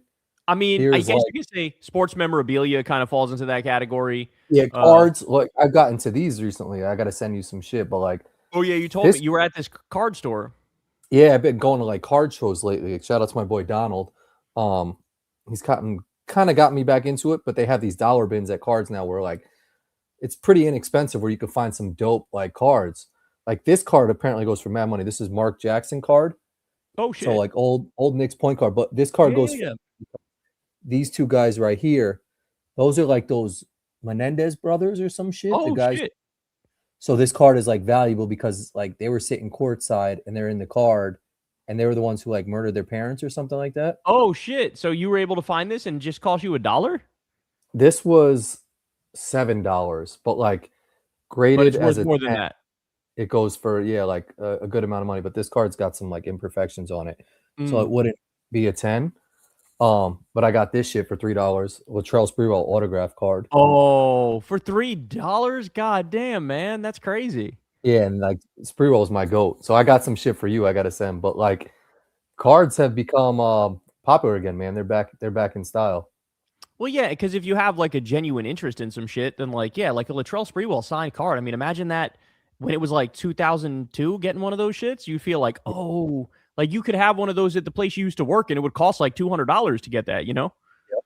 I still remember there was a place next to where you worked on Central Ave, the Curry dealership. There was a place called Dragon's Den. It was a Oh yeah, card yeah, I shop, remember Dragon's Den. Yeah, yeah, yeah. right? Yeah, of course. They had all the sports card, and they had like these tops. It was a tops 1993. They had like an Anthony Mason, and the shit like it like reflected. It was like colorful. Mm. I still remember that card. It was like, it might have been like 30 or 50 bucks. And when I went in there, like back in the day in 93, I was probably 5 years old. So, well, maybe older. I went there, but the cards came out in 93. Mhm. $30 to $50. Like, that's so much money. And now that card goes for like $1.99 on eBay, which is crazy. Damn, that's crazy, man. I do know, but like you said, your Pokemon cards too from back in the day. I got my Pokemon cards too, and like there's probably some shits in there that are worth more, like they definitely held their You value. still have some of your Pokemons? Yeah. I got a whole book of them shits. Bro, they're probably worth good money. I'm sure they are. Yeah. Last shit I got for you.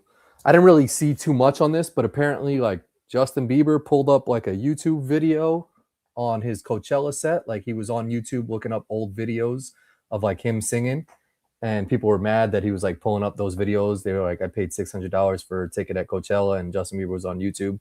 But apparently YouTube's having like a moment right now. Like everybody's like, YouTube's the new social media platform, which is good. Hasn't it always been the thing though? I mean, like, look, I'm biased. I've been on YouTube like my whole adult life. It's where I do my job, but like I've always been a YouTube addict. You know what I'm saying? Facts. Like, I'm not only am I recording shit and posting it all the time as my job, but I'm also watching YouTube a decent amount too. Like I always have, like, is it different? Like, did it become more popular now somehow? I don't know. I feel like now, I feel like I've seen more and more, maybe because I clicked on one video and they're starting to feed me more YouTube shit. But like, I feel like YouTube has picked up steam on like, as like the premier platform of like where everybody's going to watch all their videos. I don't know if it's like longer form content or like whatever, but like, well, what was the Bieber thing you were saying? He was supposed to perform at Coachella and he just played No, he was performing at Coachella, and he did a live stream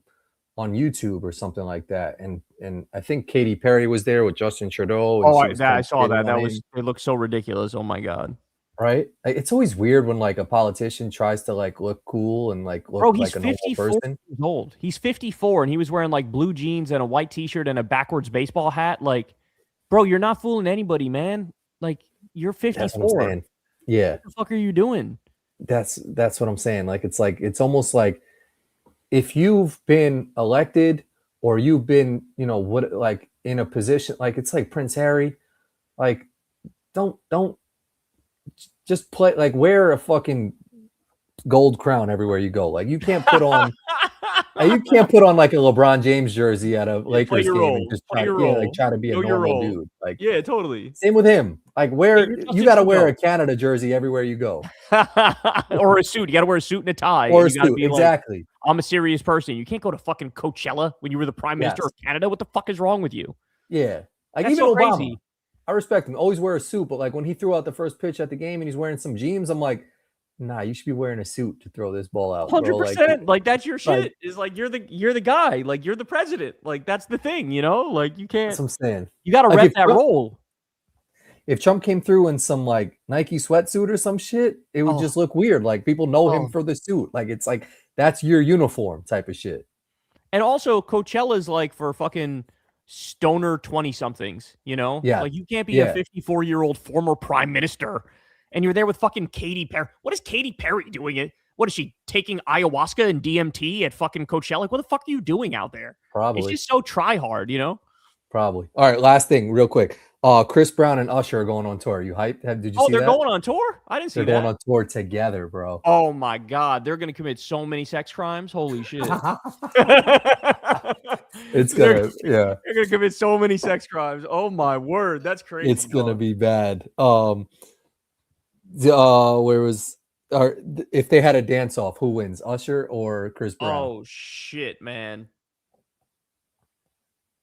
I got to give it to Usher. Really? For the simple reason that, remember when Chris Brown went through that phase where crunk dancing was a big thing? Remember crunk dancing? Yeah. Which just made you look like you were having a seizure and like spazzing out and pumping your hands in the air. Like yeah, exactly. Like the Elaine dance. On that alone, I'm deducting you points on that shit alone. Like Usher, I never saw Usher do some crunk shit. Like he was always smooth and gliding and fucking moonwalking and shit. So like I gotta hand it to Usher. By the tiniest amount, I'm gonna hand it to Usher. You know? I respect that argument. Yeah, and he's the OG too, so he's definitely probably got shit up his sleeve that Chris Brown don't even know about. Facts. All right, let's get to some super chats. Let's do it.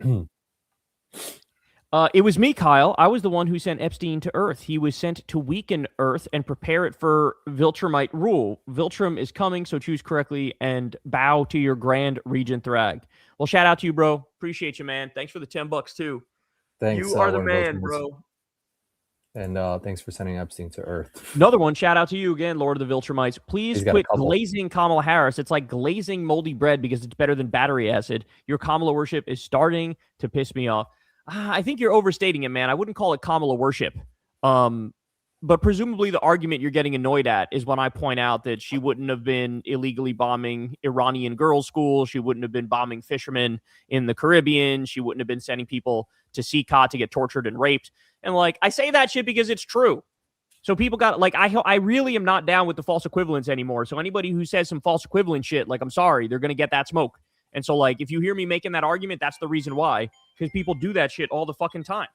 They do that shit all the time. So like, yeah, sorry.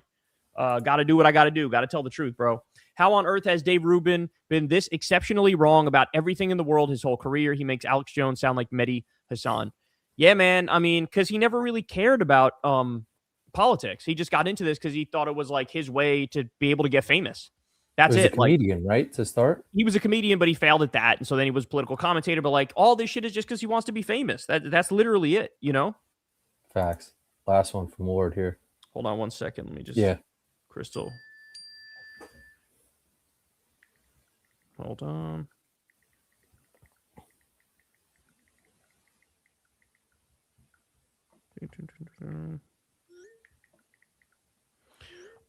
Kyle, I noticed that you talk more and more like a Gen Zer during your videos. What is your strategy behind how you talk and pontificate on camera? There is no strategy.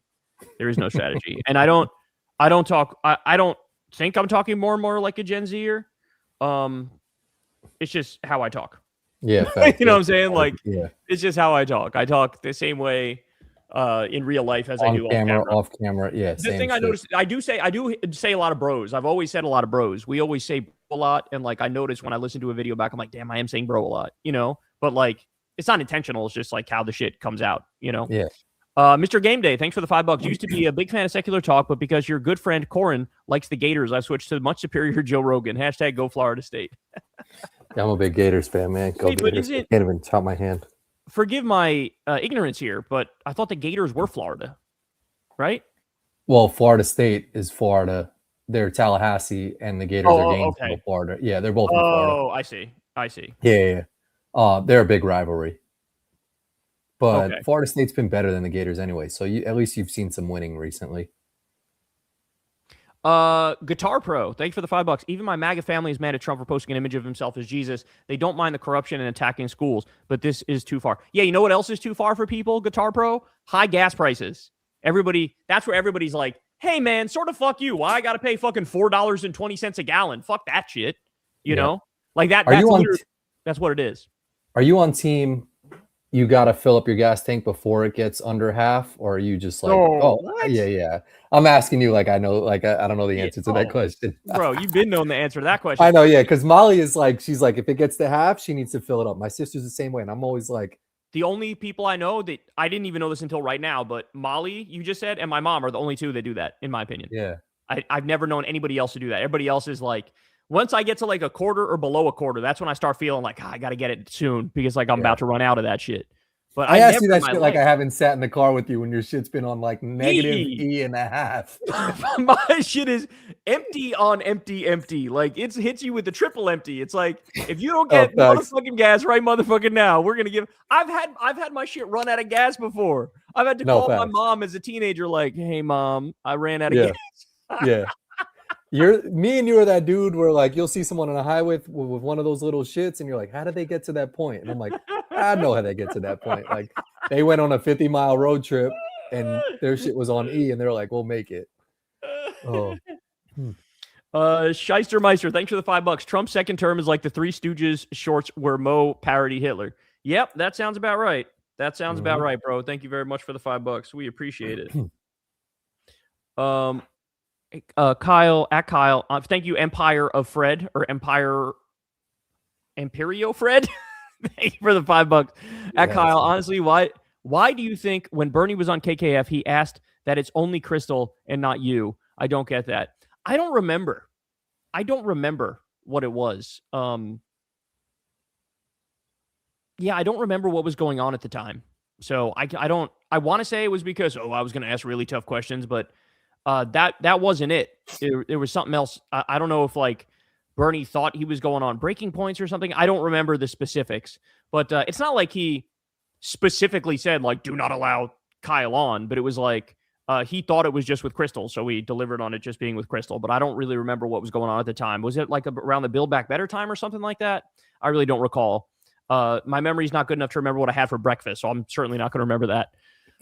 And another one from Imperio Fred, I think. Thanks for the $5. Check out Yes, Minister, the TV series. You'll love it, guaranteed 100%. Best political dry humor of all time. Cynical and hilarious. Yes, Minister. That sounds awesome. Thank you, bro. Appreciate that. Thanks, Fred. All right, let's see. We got Wes Nelson. Thanks for the $10. I'm happy that Rory won, not only because he seems like a good dude, but he actually shows emotion. There's just something I don't like about golfers who show zero emotion. Thoughts? I mean, I think it's just a human thing, right? Like, it's just a human thing that you don't want to see like robots. You know what I'm saying? You don't want to see like, because like the emotion is what makes us human. You know what I'm saying? So like as soon as you remove the emotion, like no disrespect or shade to Cam Young, but like in his post-round interview, he was basically like, totally dry, totally emotionless. And it's harder to connect with somebody when they're like that. Now, on the flip side, I myself am kind of an introvert, so I can vibe with somebody who's also super introverted, who just like doesn't really want to show all that much. But yeah, of course. I mean, Tiger showed a lot of emotion in his prime, and it was amazing to watch. Rory shows a lot of emotion as well. Somebody who I don't like who shows a lot of emotion is Bryson DeChambeau, though, because he's a massive MAGA cuck. And so I always like it when he gets made fun of. So it's awesome that he missed the cut. And again, thank you, Imperio Fred, for the. Is it Empire of Fred or Empire of Red or Imperio Fred? I don't know. I'm going to go with Empire of Red. I feel like that's better. But throw some capital letters in that bitch, bro. Then I would know for sure. But guys, ever been to Greece? Bad infrastructure, best food by far, underrated as fuck, and best beaches, your favorite cuisine. Look, I mean, I'm a typical, like, American dude, and I'm a prisoner to my own culture, because for sure I'm going like Italian, Mexican. Facts. Those are like the top ones in my opinion, for sure. But I've never been to Greece, but it does sound amazing. It does sound amazing. Yeah, I haven't been to Greece either, but I see everybody who goes there, and that shit looks beautiful as fuck. It's all like those beautiful colored beaches and like all white, houses and stuff like that. It looks nice over there. Random videos. Thanks for the $10. Kyle, you have got to get the escort from the Brian Noam story on KKF. Given her political leanings and everything that has come out on that story, it would be an absolutely insane episode. That's so true. I didn't think about that. We should try to do that. What's her name? I forgot her name, but that was goated, that story. Byron Noam is who? Brian Noam is Christy Noam's husband. And he's the dude who like to put in them big ass titties. Oh, that would be good. I feel like would he be doing interviews right now? And would jack off and would have like these other women with some big ass titties, like talk down to him and humiliate him. He had like a humiliation kink, If you can get him on KKF in his outfit, it would be epic. So true. Liquidity Tech, thanks for the $5. Favorite Masters moment? Justin Rose coming in hot later on was it for me. Wish he could have held on. Wild final round. Honestly, thanks, fam. So yeah, I felt bad for Justin Rose because, like, I was saying this earlier in the day, he seemed so calm and so comfortable and so process oriented, and he seemed like the moment wasn't getting to him. And then, like, what did he? It was on like 11, I think. He hit this iron that was just way right, and it seemed like the wheel sort of came off a little bit there, where he was not able to sort of like reset. And so yeah, him kind of falling apart on the way in, that was sad because, like, I think he deserves a green jacket. He's been so close so many times. But the best moment, probably the Rory birdie on 12, because then it was like, oh, okay, like he's gonna do it. That was it's like, okay, he's got this. If he's gonna birdie 12, like he's got this shit. And Cam Young missed his, and Yeah, I mean, it was cool that Scotty was charging too. I thought that was pretty cool because that's what Tiger always used to do. If Tiger didn't win, he was always in the hunt on Sunday and like charging from behind and getting close, and that was always exciting watching it. Like, oh shit, is he gonna do it? Is he gonna do it? You know.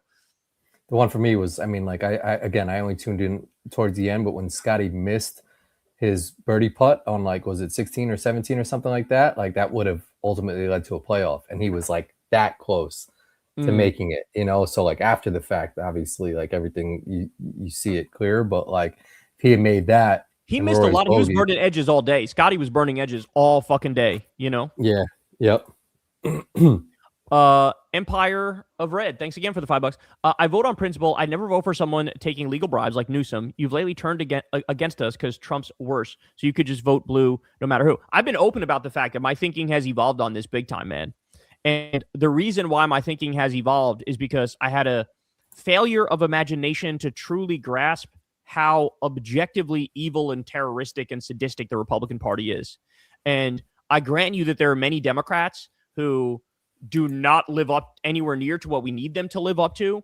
But having said that, there is such a big difference between even a shitty Democrat and a Republican. Because like I said, I genuinely don't think any Democrat would have had the balls to wage an illegal and offensive war against Iran, right? Like, I do think Democrats are captured by the Israel lobby as well, and like there's problems with the military-industrial complex. All that is true, but I don't think they would have.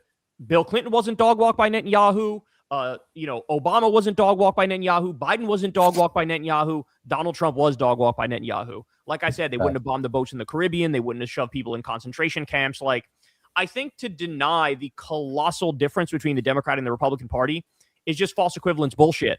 And I think that way of thinking, which I used to do myself, I just think it's not, I just think it doesn't work in the modern iteration with the Republican Party basically being a terrorist entity. I basically view voting against the Republican Party for the only other viable party that can win. I view it as similar to like voting against Al-Qaeda. Like I view the Republicans as like ISIS. They're like terrorists. Like you have to get them out of there. So that's where my thinking comes from. So Newsom, I'm going to vote for the best candidate that's out there in the primary, the furthest left-wing candidate in the primary. But whoever wins the primary, I will ride hard for in the general election, no doubt about it. And even if it's Newsom, don't give a fuck, man. Riding hard for him. It is what it is, you know? Facts. You heard it. Case Sutherland, thanks for the $20. Kyle, I have a lot of respect for you, even though I disagree with you on guns and if there's a God, but please stop giving grifters like Candace Owens and Nick Fuentes the time of day. That's Jimmy Dore type energy.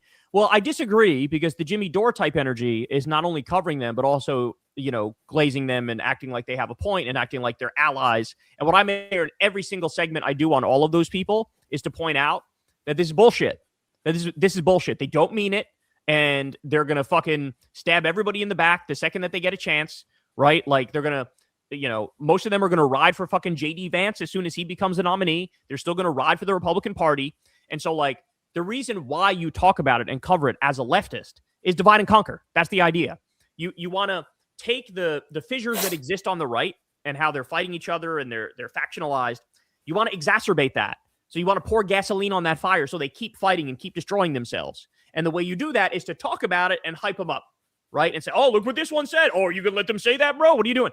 That's the whole point of talking about those people, is to say, like, look, let's do divide and conquer. Let's highlight them. Let's have them go at it more aggressively. And let's have some fun. If they say some shit that backs our argument, that we go out there, hey, bitch, where the fuck were you a year ago when I was saying that shit? You know what I'm saying? Like, this is what you do. And so, if I don't, I have a show. What am I supposed to do? Not talk about the political shit that's happening? Like, that's my job, is to talk about that stuff. You know what I'm saying? But I try to make clear that it's not on some Jimmy Dore shit where it's like, oh, well, maybe Candace has a point or maybe Candace is good now. It's like, no, that's fucking crazy. You know what I'm saying? Oh, shout out to you, bro. Thank you for the $20. I appreciate it. Thanks, Case. Reflector, thanks for the $5. Britain and Russia graped, is that India? No, Iran? For 100 plus years before 53. They invaded neutral Iran in both world wars. The U.S. aided in second 5-year rapacious occupation equals hyperinflation and millions starved. I want to say that's about India, right? The fuck? Hold on. Indian. I don't know. That comment looks, I can't even, that shit looks like it looks like Japanese. The Iranian. No, I think it's India. It's just hard to tell because it's so tiny. Mm-hmm. I'm pretty sure that's the Indian flag. But of course, India was fucking raped and pillaged by by the West. I mean, the East India Company tells that whole fucking story. Look at the British Empire did like insane famines, and shit, and like stole all their fucking food. I mean, it's just horrible stuff. But anyway, shout out to you, Reflector. Appreciate you. Thanks, Reflector. There's a cat, by the way, right in front of me underneath this box that I have holding up. See that shit. Bro, I know you can't see it. It's underneath. There's like a little hole in this box in front of me. The cat just went in this hole right in front of me right now. It's just so weird. Cole, thanks for the $5. People really seem to like Curtis Sliwa, and some libs are saying he would have been a good mayor too. Do you agree? No. I mean, he's a Republican. No, not a chance. But he gets along with Zoran, and he ended up helping Zoran, which is why liberals kind of like him. Is for that reason. A lunatic. Like, yeah, he's a lunatic. He just has like a classic New Yorker personality, which people like. And since he ended up helping Zoran, that's why people like him. You know what I'm saying? Yeah. Philip Nelson, thanks for the $10. I wonder what's in Michael Tracy's browser history. I mean, yeah, he is out there. Like he was riding hard for Epstein and saying, you know, basically he's not guilty, and now he's riding hard. I mean, you saw him defending Eric Swalwell, even though that guy was Eric Swalwell's #1 hater until he was accused of fucking sex crimes. So yeah, very bizarre behavior from Michael. Did he flip? Didn't Michael Tracy used to be good, or is he not good now? Michael Tracy has always been big time hit or miss, and lately it's been a lot of misses because he basically dedicates all his time to like defending Epstein's honor and defending any man who's accused of any sort of sex crime. You know? Yeah, some weird shit. Cole, thanks again for the $20, bro. I asked before if you thought Trump was the worst president in history. You said it's hard to say because our earliest presidents owned slaves and such. What would you need to see to declare Trump the worst president ever? That's a tough one. I almost don't want to say it because I shudder at the thought of it. But like, obviously, if you were to use nukes, I think we could successfully say he's the worst president ever. I know Truman used nukes, but yeah, I just feel like the argument for Trump using them would be probably the worst argument of all time, since we know that this war was totally illegal, aggressive, and against a country that was no threat to us. So yeah, I mean, probably nukes would solidify it. I mean, but when all said and done, you know, he's definitely, let me say this. He's in the top 10% of worst presidents, and there's no way he's going to get out of that. You know what I'm saying? Like, he is one of the worst. There's no doubt about that. Is that Strader Hormuz thing still closed? Yep, like, do they come shut. to any? Still shut. Nope. So that like controlling it. Mm-hmm. But that major threat of like tonight is going down. Nothing ever went down. No, he backed off of that threat where, you know, it was basically like the nuclear threats. He ended up backing off of the nuclear threats and pretending like there was some sort of a deal. But the deal was not like, it was fake. There was no actual deal. He was just like trying to find a way out and agreeing to Iran's points. But then when they went to negotiate, Trump was like, psych, bitch, I don't actually agree to any of your 10 points. It was very weird. All of it's so weird. And a lot of it has to do with he's manipulating the market to make money. Like, so he says certain things to get the market to react a certain way, and they bet on it and profit off of it. You know what I'm saying? Like, there's a whole industry built around this where Trump and like Jared Kushner and all his little lackeys, they all bet and make money in those moments. You know what I don't get, which like is also interesting, is like he was like, I didn't want to give them a heads up of like going to war with them. But then meanwhile, like the night before, he was like, this is going to be the worst destruction. Like he literally tweeted it out. So it's like, you went to war and didn't tell anybody in Congress or anything. But then the night you said it was going to be the most destructive, massive shit, you literally tweeted it the night before so they could either prepare themselves or like do whatever. You know, like it's like, this shit never makes any sense with that motherfucking guy. And he also does the fucked up shit where he'll like say, oh, let's come meet for a negotiation. And then he'll murder them when they show up for a negotiation. That's why in this recent round of negotiations, when the Iranian delegation left Islamabad where they had the talks, they needed an escort from Pakistani fighter jets. Because if they didn't have them, they felt like they're going to murder us as soon as we get in our plane. So they're just totally out of control. Totally out of control. Thanks, Cole. JJ saying, thanks for the $5. Sorry, what happened to you, Corin? We need Medicare for all. I'm a dual U.S. Mexican citizen, and Mexico now will allow universal health care next year. I saw that, man. Claudia Scheinbaum is my fucking goat. We stand. So they have universal health care in Mexico now? They're going to. And she's just goated. Imagine having a fucking president who gives a shit about the country. It just it would be incredible. Would be incredible. Shout out to her. Yeah, man. I mean, until you go through something where you need some health care, it's like you don't realize like how just fucking backwards and fucked up this system is. Like, it's like I literally got x-rays. All you have to do is email them or send them over. And it's like, nope, we got to do our own x-rays. And it's like, why? So you could get your money too? Like, it's like just a crazy system, man. Shout out to Mexico, though. For real. Shout out to Mitchard Ave, thanks for the $20. Any thoughts on a Carney majority due to by-elections? Did you see the phone calls to Artemis 2? The difference between Carney, thoughtful, proud, funny, and Trump, awkward, embarrassing. So bad, I almost felt sorry for him. Yeah, man. I did not see this about Carney majority, but of course that would be awesome. And yeah, I love the speech that he gave. What event was that? He gave some speech at an event where he was like, yeah, the old world as we know it is done. The U.S. is no longer the global leader. It's time to adjust to that reality. Like, it's a wrap. And the more his actions back up that speech, the better off Canada will be. And, the better the country will be. Because, yeah, there's no negotiating with us. We lost our damn minds. So you just got to break with us and snuggle up to other middle tier powers and China, and you'll be safer that way. Yeah, the phone call from Trump to the fucking what is it, Artemis 2? It was like super awkward, and they're always. And you could tell I had my eyes on the guy because he was like, "Fuck this fucking guy." I was looking at the black guy like, "Give me a sign." And the signs were there on his face, like they didn't want any part of that shit. Yeah, thank you though, man. Cartoon, thanks for the $5, man. Shout out to you. Thoughts on Dana White saying that people need to get used to AI, as well as him saying he hasn't been political even when he spoke at the RNC. He said he hasn't been political. And he also is like one of the main reasons why Joe Rogan finally allowed Trump on the show is because Dana White was like pestering him about that. So he's a joke. He's a piece of shit. Yeah. I saw the thing he said about AI. It's disgusting, man. Like, only a guy who's like a fucking comfy ass billionaire could say some shit like that and feel like it's okay. Like, oh yeah, like maybe your job will get taken away within a year and like you'll be fucking homeless and destitute. Like, who cares? You can figure out how to use AI. Like, are you fucking kidding me? The whole point of AI is they want it to replace all of the workers. And if you're destroying the government social safety net and you're taking away people's jobs, it doesn't take a genius to figure out they're trying to actually replace you. What do they want to do then? Shove us all into fucking concentration camps and death camps and kill us? Like, no, don't just tell me like, shut up and take it. Fuck you. How about we tax you and take your money and give it to people who deserve it and need it? How about that? Yeah, fuck him. He's a piece of shit, man. I can't stand There's a funny guy on Instagram. I don't know his handle, but he like exposes ChatGPT for like all of its like flaws. And he's great. Like he does all these videos of like all the shit that is so bad about it. And it's a great follow. Ignister Zone. Thanks for the $10. Vance killed the Pope. Peace talks and Orban's reign. Let's send Vance to Texas next to take out Jerry Jones. # free the Cowboys. How about you send Vance to go see Governor Hot Wheels down in Texas. Have him shake that guy's hand. That's what I want to see. Shout out to you, bro. Appreciate the $10.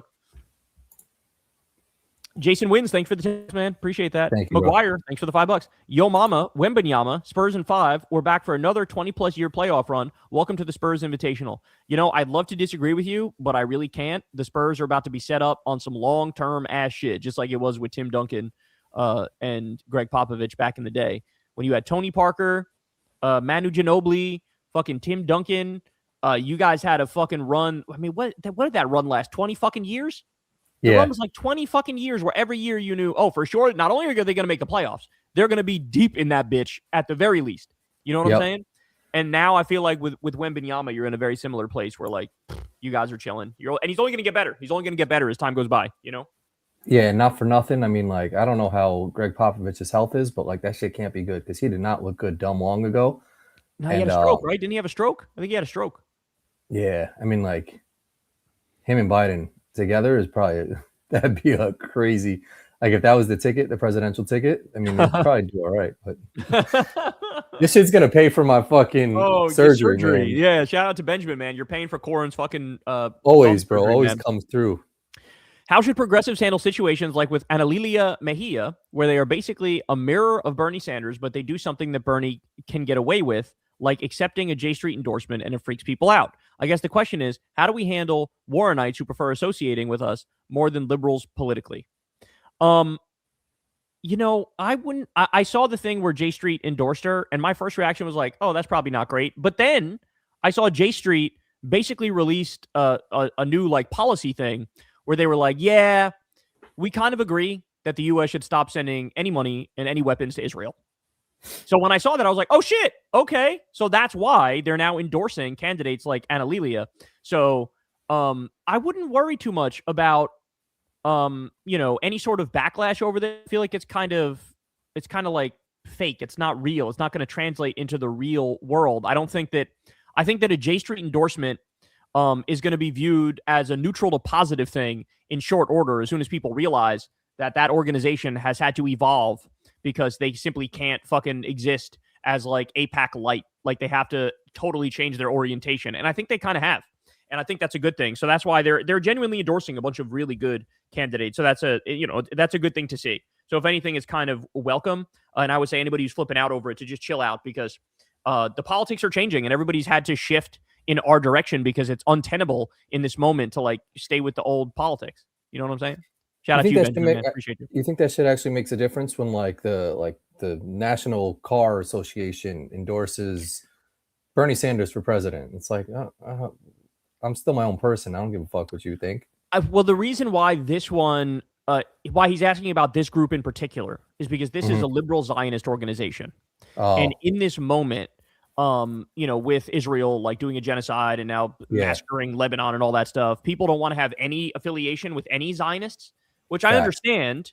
But like I said, J Street released a new like policy statement where they said we're actually in favor of cutting off all the money and all the weapons to Israel. Like we're done with them too, just like you are. And so since they evolved, then it's like, and I always said this, liberal Zionists, like, yes, Zionism by its very nature is not good because it's an ethno-state, of course. But having said that, if you're going to change the minds of anybody, it's going to be liberal Zionists because they're going to be the ones who hear your argument and go, yeah, that makes sense. You know what I'm saying? And that's kind of like what's happening with J Street. Is J Street is like, yeah, you guys are right. Like, I agree with you now. And so for them to endorse somebody, it's not a negative. It is a positive now. Like the group has shown they've evolved. And so they're picking candidates who are decent candidates. And so I don't really see it as a negative. I don't see it as a downside. But to your broader point, Corin, yeah, most endorsements don't matter. But like if it's a big lightning rod of an organization, then it matters. Does that make sense? Like if it's like a big controversial, like why is like fucking David Duke endorsing you, Trump? Then people are like, what the fuck? Why is David Duke endorsing you? But if it's like the car association, people are like, who gives a fuck, you know? Yeah. I'm putting it in terms of Kanye West and like people are kind of trying to get back on his side. And if he was like, I feel like he said, I like Jonah Hill and Jonah Hill's Jewish. It's still like, I remember that. Nah, fuck you, Kanye. We still don't like you, bro. That. I'm sure Jonah Hill was like, don't say that. Like, what the I think Jonah Hill did say that shit. He was like, yeah, no, that's not cool, bro. Like, don't pick me. Don't hide behind a Jew. Like, fuck you, man. You were just loving Hitler. Fuck off. Exactly. Thanks, Benjamin. Thanks a lot, bro. I appreciate you, bro. Thank you, man. CK Progressive, thanks for the $20. Basketball fans in Detroit rejoice. Pistons got the 60th win to finish the regular season and are playoff ready. Plus, Michigan won the NCAA title last week. And the 2027 Final Four is in Detroit. Back-to-back titles coming. I don't want to rain on your parade, dog, but I don't think Detroit's winning the chip. I don't think they're winning the chip. Whatever happened with his fucking... Didn't Cade have a collapsed lung or some shit? I think he's back, bro. Oh, he's got a collapsed lung. He'll be back next week. I was like, the fuck are you talking about? How's that possible? Yeah, that was some OD shit. I saw that and was confused that like he was only out 2 to 3 weeks or some shit. That's crazy. Diesel ass shit. But same thing. I think there's just certain cities that just won't win. I think Detroit's one of them. Are we one of them too? Is New York one probably of them? New York too. But like Detroit and Cleveland, you guys aren't winning championships. As good as your teams are, like you'll always get beat by a bigger Cleveland got one, dog. LeBron got Cleveland. Yeah, like because LeBron's an anomaly? True. He is an anomaly. He's an outlier. But yeah, I don't think Detroit's winning.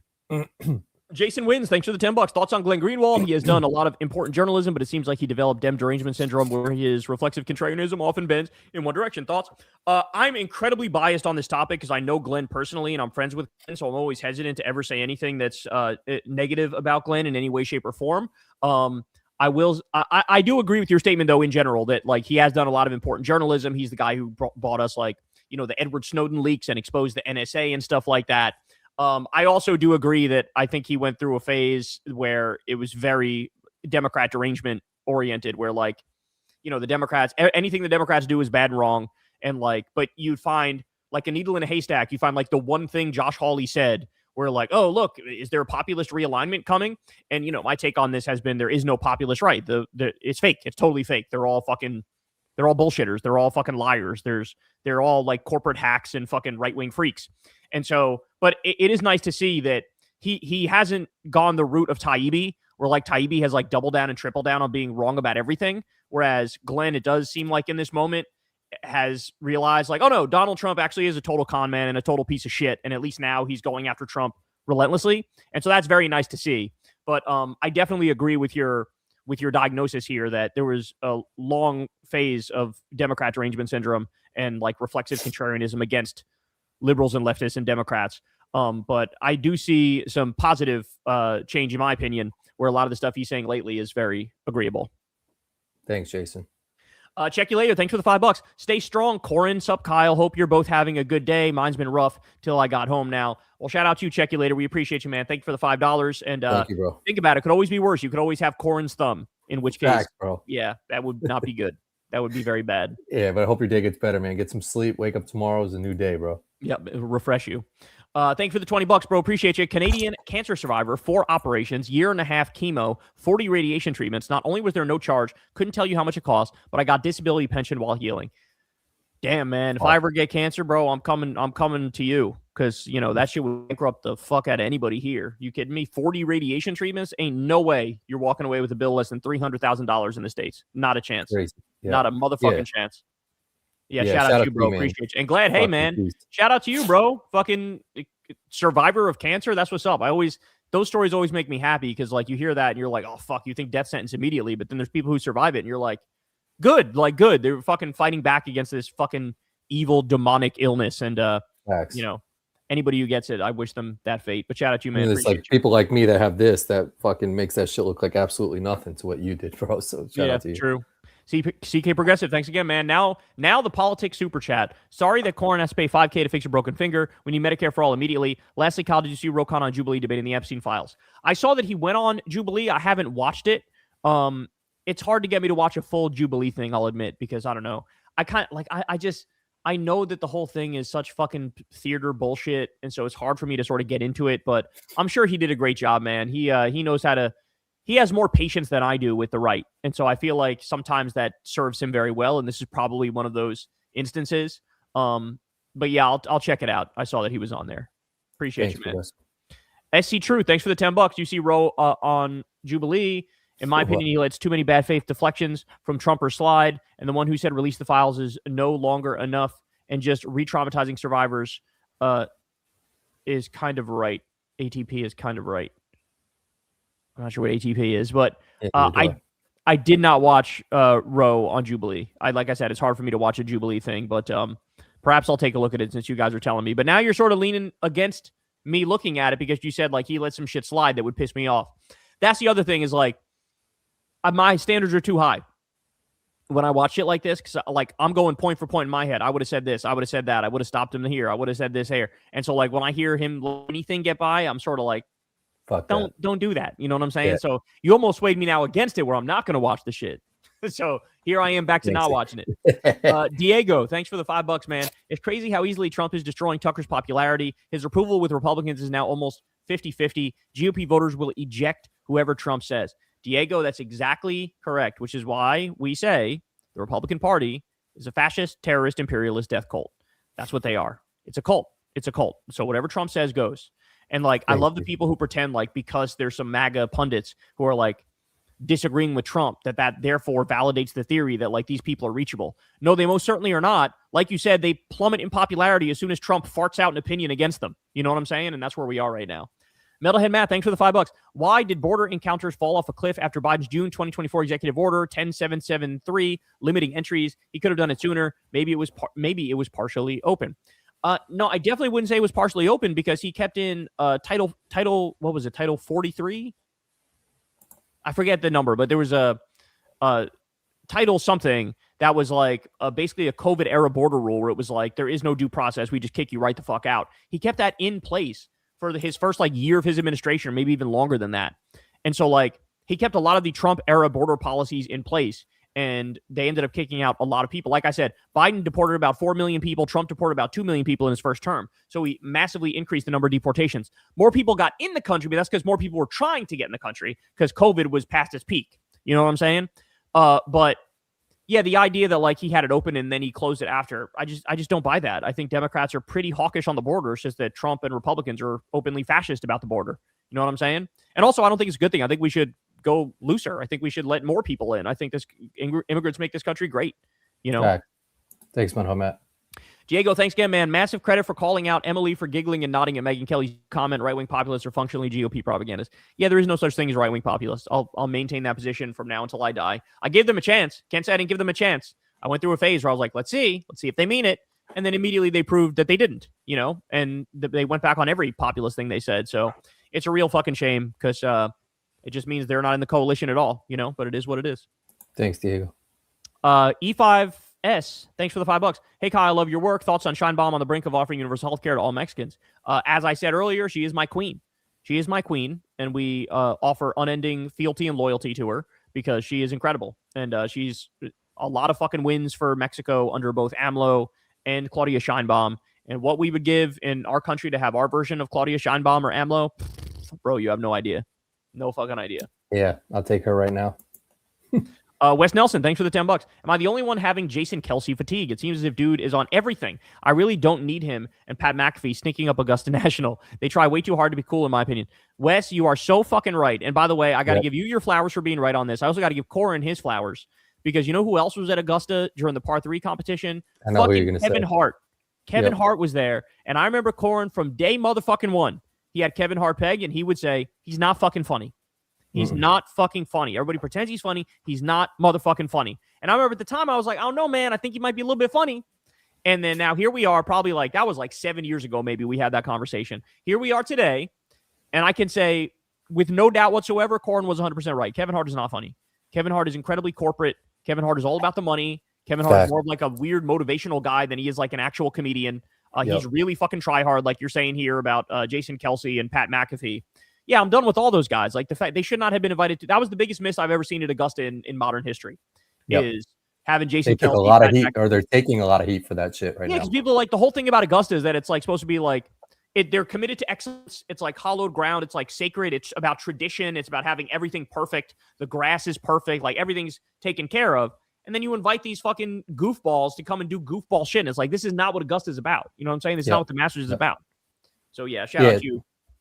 Yeah, I agree. It's kind of sad watching them like do that shit because it's like it's really cool for them, but us sitting here on TV watching them, it's like they get to live out their fucking dream and do all this cool shit in Augusta. But it's like, why? Fuck them. Like I don't give a shit about that stuff. Get the fuck out of my face. Like, oh, they're being caddies at Augusta. Who the fuck wants to see that? Nobody was asking for that. Nobody was asking for that. You know? Yeah, hopefully they go back to next year like not having that type of shit because it was corny as fuck. Yeah, what they get paid $20,000 for 1 day of work to fucking have everybody on the internet hate them? Like, get them the fuck out of our face, you know? Facts. Thanks, Wes. Lonerling, thanks for the $10. Love you, boys. You're getting me through hard times right now. Anyways, here's a poem I wrote. I watched the assembly, the hang wire high. I'm going home, but not empty, for my heart is a cemetery. I don't know if there's any hints or indication in that, but do not take yourself from this world because you're loved and you're cared about. And yeah, there's always hope out there, and there's always some light at the end of the tunnel. You know what I'm saying? So we all go through ebbs and flows, man. But there's always some positive shit, you know. So facts. Hang in there. We appreciate you. We appreciate the $10 too. Love you too, bro. Stay strong. Downfall Parodies, thanks for the $5. Met a GOP state representative at a dinner party who brought up the litter boxes in schools hoax. The table ate it up, which made me die inside. Bro, I'm done. See, this is what I'm saying. Like, and then people get mad at me when I start talking about national divorce. How the fuck else am I supposed to respond to this? You know what I'm saying? Like, how am I supposed to respond to this? When we still what were they doing? We're putting litter boxes in schools? So this person saying that a Republican state representative at a dinner party brought up the fucking, oh yeah, they're putting litter boxes in the kids' classroom so that they can fucking shit and pretend they're a cat. And like the fact that anybody believes that tells me like you can't live in a modern society. Like you're going to drag us down. You're going to fuck us up. You know, like these are the type of people who cheer on an illegal war and bombing little girl schools, you know? Like I don't know how we live with these people. I don't get it. We got to separate, you know? Like we got to have a national divorce. This is crazy. Yeah. Come on, man. So crazy.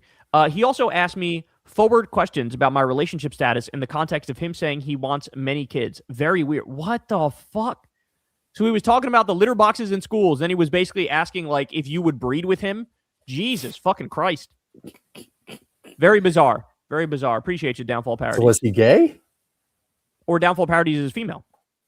Oh, that, yeah. Good point. Yeah. I didn't think about that. T-Lane, thanks for the $10. The oldest McDonald's burger is 30 plus years old, and it mostly looks the same. DJT started his strict McDiet in the 90s. Is DJT eating McDonald's because he believes he can become immortal by absorbing the McDNA? Yeah, what's his like? Does he have a collab with McDonald's? Like, what is this shit he's always doing with McDonald's, bro? I wouldn't put that past him, though. This theory, I literally would not put past him because he genuinely believes your body is a battery theory. And so, like, under that theory, exercise is bad for you because that means you blow through your life's battery quicker.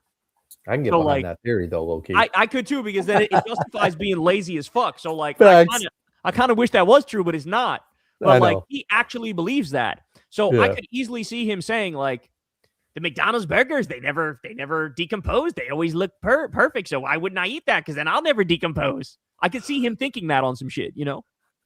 He had the lady deliver McDonald's to his door or some shit. Yeah, I mean, it was all a scheduled thing. Like, it was an op. Like, it wasn't fucking organic. But yeah, the person who delivered it, they acted like it was some regular ass driver. No, it was some Republican, like, fucking operative, you know? So weird. Yeah, I don't get the whole fucking, like, shit with McDonald's, man. Dave Smith called Tucker heroic because it takes courage to break with one's own side. It doesn't take courage for anti-Trumpers to criticize Trump. No, but that's bullshit, bro. That's bullshit. Because I was criticizing Biden all throughout Biden's term, especially when he was arming and funding a genocide, and fucking Dave Smith never called me heroic. There was nobody calling me heroic. You know what I'm saying? That's just like ass-covering bullshit. There's a theme here of Republicans who praise other Republicans who are slightly less wrong than they are, right? And it's like, oh, look, a Republican who criticized Trump before me. What a hero. And it's like, no, they're just finally admitting that liberals and leftists were right all along. But instead of giving the people who were right all along the credit, you give some Johnny-come-lately the credit who changed his mind like yesterday and started saying things that made sense. So yeah, I'm so sick of because that's what happens. Like in right-wing discourse, they act like the left doesn't exist. Nothing we ever say is right. Nothing we ever say is correct. But then when push comes to shove, they start mirroring all of our arguments and saying all the same shit we've been saying without giving us credit. It's like stolen valor. You know what I'm saying? It's like we've been out here in the trenches saying this shit for so long, and now all of a sudden you realize Trump's in the Epstein files like yesterday. Fuck you. Fuck you. You know? Thanks, man. Shout out, Middlehead, man. I appreciate you. Tess, thanks for the $10. Kyle, you have integrity. I can tell. Crystal is lucky because I'm sure you're a faithful hubby. Have you ever cheated on a girlfriend in the past? Why do you think men cheat? Is it because they don't love the girl? Damn, Tess, it sounds like you're going through some shit. I have cheated in the past. It is true. I have cheated in the past. I did on my first girlfriend, but I think it was like my first girlfriend on our second go around. I think it was because the first time we were together, she cheated on me. Oh, so some revenge shit. It was on some low-key revenge type shit, I feel like. But I feel like that was going on subconsciously. I wasn't like purposely trying to do it on some revenge shit, but I think in the back of my mind, it was like I got to sort of get back, like eye for an eye type shit. Yeah. But yeah, like, you know, I won't overanalyze it. I think that most guys who cheat, it's more of there's not an emotional cheating. It's more of a physical, like they're horny. You know what I'm saying? Yeah. It's more of like an immediate, like, let me bust this nut and move on. Impulse you know? Shit, yeah. Yeah, it's more of an impulse thing. It's more of a fucking visceral thing. It's got less to do with emotional connection or long-term plans and more to do with like monkey lizard brain fucking like, let me just bust this nut and move on. So that's what I think it is. I would say that's why most men cheat. Is it because they don't love the girl? I wouldn't say that. I do think that a true testament to your love and support of your spouse is not cheating. So I think like it shows a higher plane of fucking relationship consciousness and awareness to reach that higher plane. But I definitely think there are examples of guys who have cheated who still love their significant other even though they cheated. You know what I'm saying? For sure. Yeah, no, that I think you hit it out the park with that one. Tess, hopefully you don't have a guy that cheated on you or something. You're just asking that question genuinely. Benny Johnson's Twitter ads. Thank you for the $20. Hey guys, as a Rory fan, I'm elated he repeated. Me too, bro. I'm 21, so I grew up when Rory and Spieth were the rising stars in golf. Last year, I cried tears of joy. This year, I just smiled. Either way, he gave me a heart attack. Bro, I relate. So I don't know. I don't think I cried for the Rory one. I may have teared up a little bit for the Rory's victory last year. But the one that really got me was Tiger's 2019 win. Oh my God, dog. Oh yeah. I mean, that was special. God, dog. Because that's like me and Corin are the perfect age where we saw Tiger's whole career. You know, like he came up 97 was his first year. I started watching golf like right then. I saw his whole fucking shit. This motherfucker dominated so fucking long. He had like 3-4 different fucking prime peaks. He just kept like, oh, is this his prime? And then he would just come back with another prime, another prime, another prime. And then like after the fucking 7 back surgeries and the fucking all the fucking pain and shit, and he comes back and wins the Masters was crazy. But I'm also happy that Rory won, particularly because among all the golfers, he's like one of the more left-wing players. And like any left-wing golfer, I'm your fan. I'm your number one fan. Any of them never sold out to Live or anything like that. Never sold out to Live. Exactly. So like I think I may have teared up when he won too last year. And this year I also think I smiled. But it's cool that you're 21 and you grew up watching Rory and Spieth. I remember the years where Spieth was like putting together an incredible run. He's always fun to watch because that motherfucker can't hit a fairway to save his life. But he was winning tournaments left and right in 2015. Like this motherfucker would hit 3 fairways over and somehow make a birdie. And you're like, how the fuck is this guy leading the tournament? He can't hit a driver on planet Earth.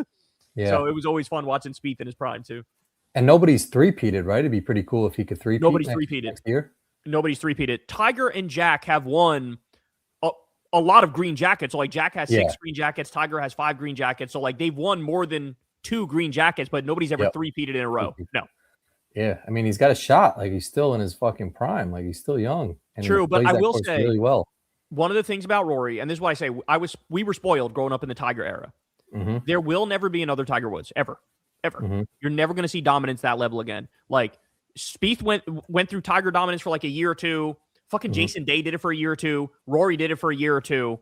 Now Scotty is doing it for like a year or so. But like what we always end up finding, nobody is as consistent as Tiger was in his prime.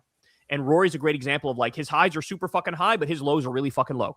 And like his lows are he'll miss a cut in a major. Tiger made 142 straight cuts in his prime. Like missing the cut didn't even come to him, whereas Rory could just miss a cut every now and then. So like I don't know if he's going to be able to do it, but it's interesting that he just has a chance, you know? Yeah, 100%. Thanks, Benny. Generic person, thanks for the $5. You can't be serious about your mission and never say one word about Islam since 2012. In Morocco, everyone thinks, like Fuentes, it's scary, I can't go back. Huh. That's weird. You're saying in Morocco, everybody's like racist? Like white nationalist racist? I'm a little confused about what you're saying. Like a rich area? Isn't it like super wealthy? Morocco is Northern African and it's like a Muslim country. But I think it's officially a secular country, but like the dominant religion is Islam. So I'm a little confused about what they're saying. Are you saying that they're racist? You can't be saying they're anti-Islam, right? There's no way. But anyway, appreciate the $5, bro. Thanks, generic person.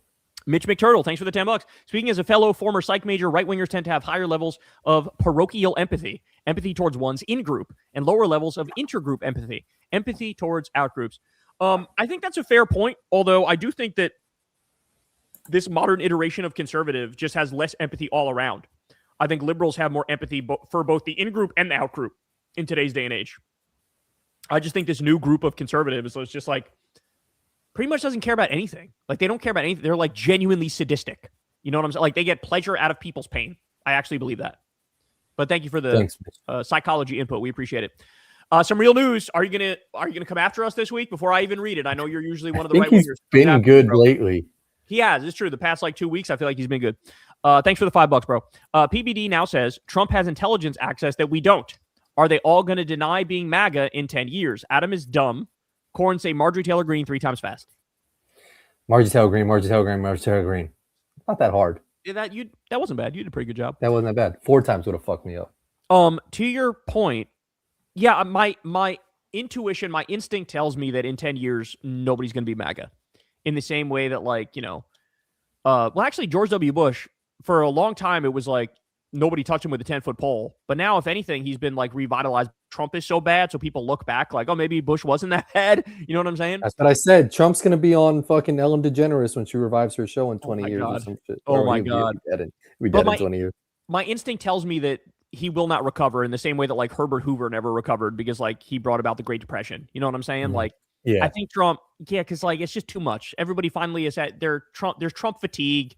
Everybody kind of gets now, like, it's not funny anymore, it's not cute anymore. He's just like destroying everything. So like my instinct tells me, yes, all the PBD guys will pretend like they were never MAGA guys in certainly 10 years, but maybe even sooner than that.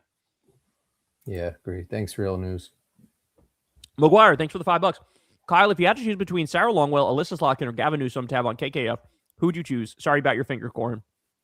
It's very nice of you, McGuire. We appreciate your concern for Corin's finger. Of those three, probably Nixon Gavin. would be cool. Yeah. Yeah, I'd be interested in talking to Gavin because, like, it's funny because he has moments of like, oh shit, you get it. But then there's so many moments of like, oh no, you don't get it at all. You know what I'm saying? So like, there's a lot to explore there with him. I would definitely have him on. He said he'd go on Hassan's show. So that. Oh, really? Yeah, he was asked about it and he said he'd go on, but he was just saying it because like, I talk to anybody. It was like from that perspective, not like I like Hassan. You know what I'm saying? I wonder if he takes him up on it. We shall see. Thanks, McGuire. Black Diamond, thanks for the $5. What are your thoughts on Shoe on Head's video where she glazed Charlie Kirk and cited a fake story from InfoWars, then tried to hide it? I never saw this. So you're saying Shoe on Head made a video where she glazed Charlie Kirk, or was it like it was probably? I think it was like a free speech gotcha type thing, right? Like, oh, the left claims they care about free speech, but then they murdered a guy who did free speech. I don't know. I feel like maybe was it really like she glazed Charlie, like flat out supported Charlie Kirk, or was it just like people are being mean to Charlie Kirk and he's dead and that's fucking unfair and rude? I'm not sure. Like, I'm not sure I'm getting the whole story here. But I never saw any video of this name. But she was citing an InfoWars poll or InfoWars story, a fake story from InfoWars. Damn, that'd be a bad story to be fake. Yeah. Yeah. Well, anyway, if you can get a hold of this video, send it to Lilith and she'll send it to me because I would be curious in checking this out. Thanks, I'd be very curious to see this, but shout out to you. Appreciate you. Big Tree Hugger, thanks for the $50. Very kind of you. For Corin's medical expenses. That is very, very kind of you, Big Tree Hugger. We appreciate that. And Corin will absolutely appreciate that. And like I said, Corin, you better tell them to put you under, bro. Dude, I don't want to hear shit about I was awake or because I don't want to hear you have fucking nightmares about people like breaking your thumb in real life, you know? Oh, don't even say that shit, guy. I'm already nervous. If they put you under, you're going to be good. It's easy money. I know. It's easy money. Like, you got nothing to worry about if you're put under. You'll wake up and everything will just be fine. Carlton Fisk, thanks for the $5. Hey, guys, have you checked out Washington State 2nd District race? A guy named Thomas Scheel is running on progressive policies. Might be worth looking into.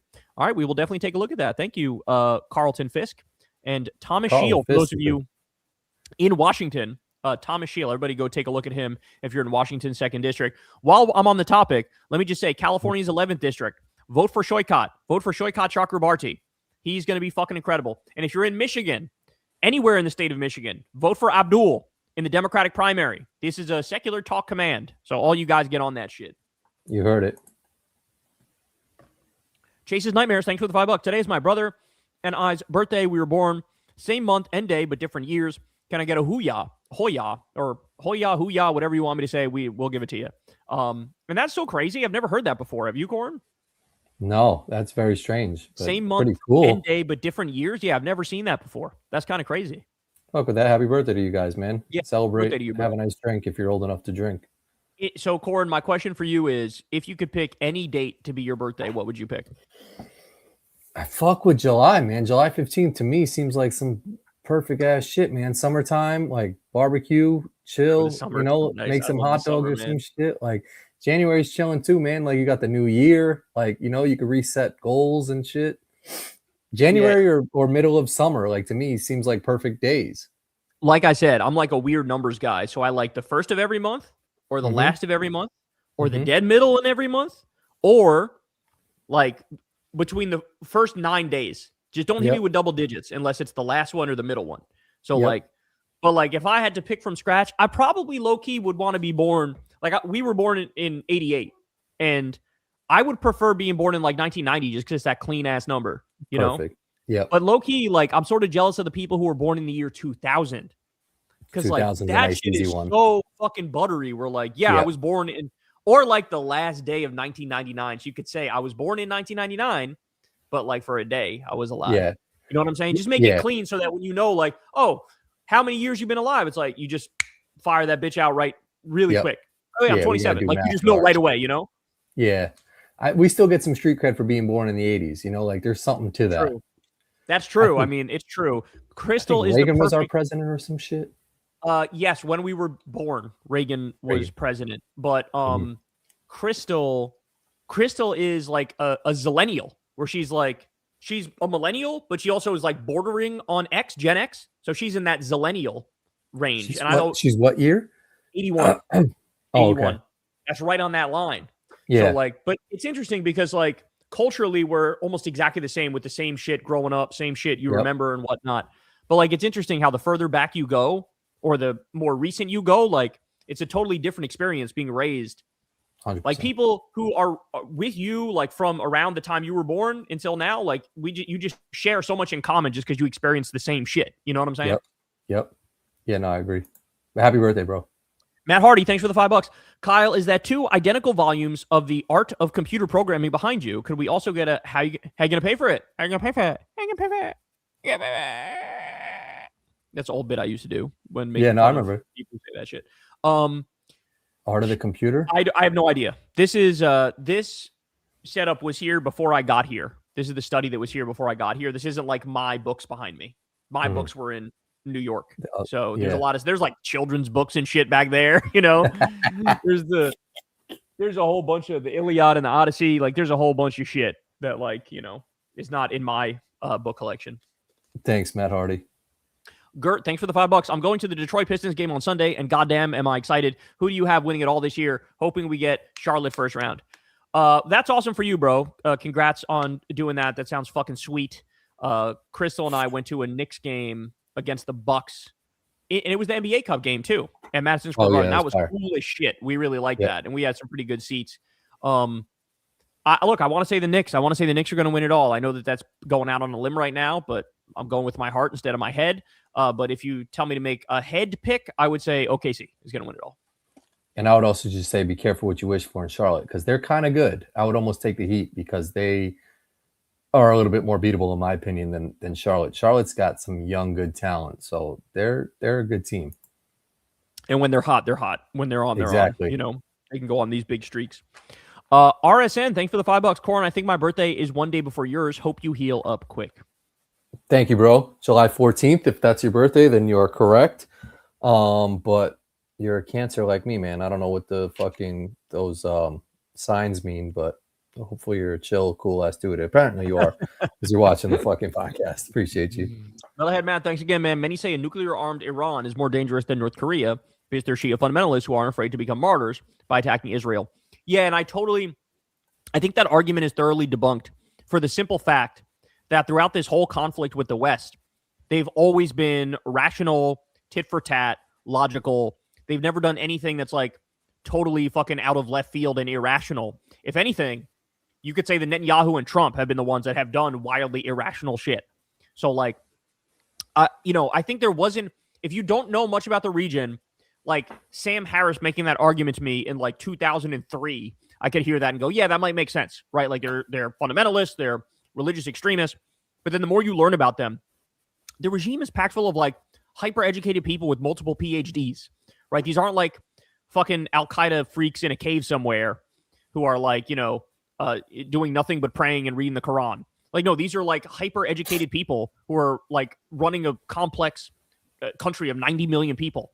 So like, I think they're perfectly rational in how they've been acting. I think all their actions have backed that up. So like, I just think that's a kind of a cope argument from the intelligence agencies and the military-industrial complex. But shout out to you, bro. Appreciate you. Thanks, Matt. Skeptical, thanks for the $5. Hey, Kyle, you're going to address the guy who burned a warehouse in Ontario, California, and how it's going viral. He said, I saw that video. Bro, there's a whole spree of these attacks against the ruling class.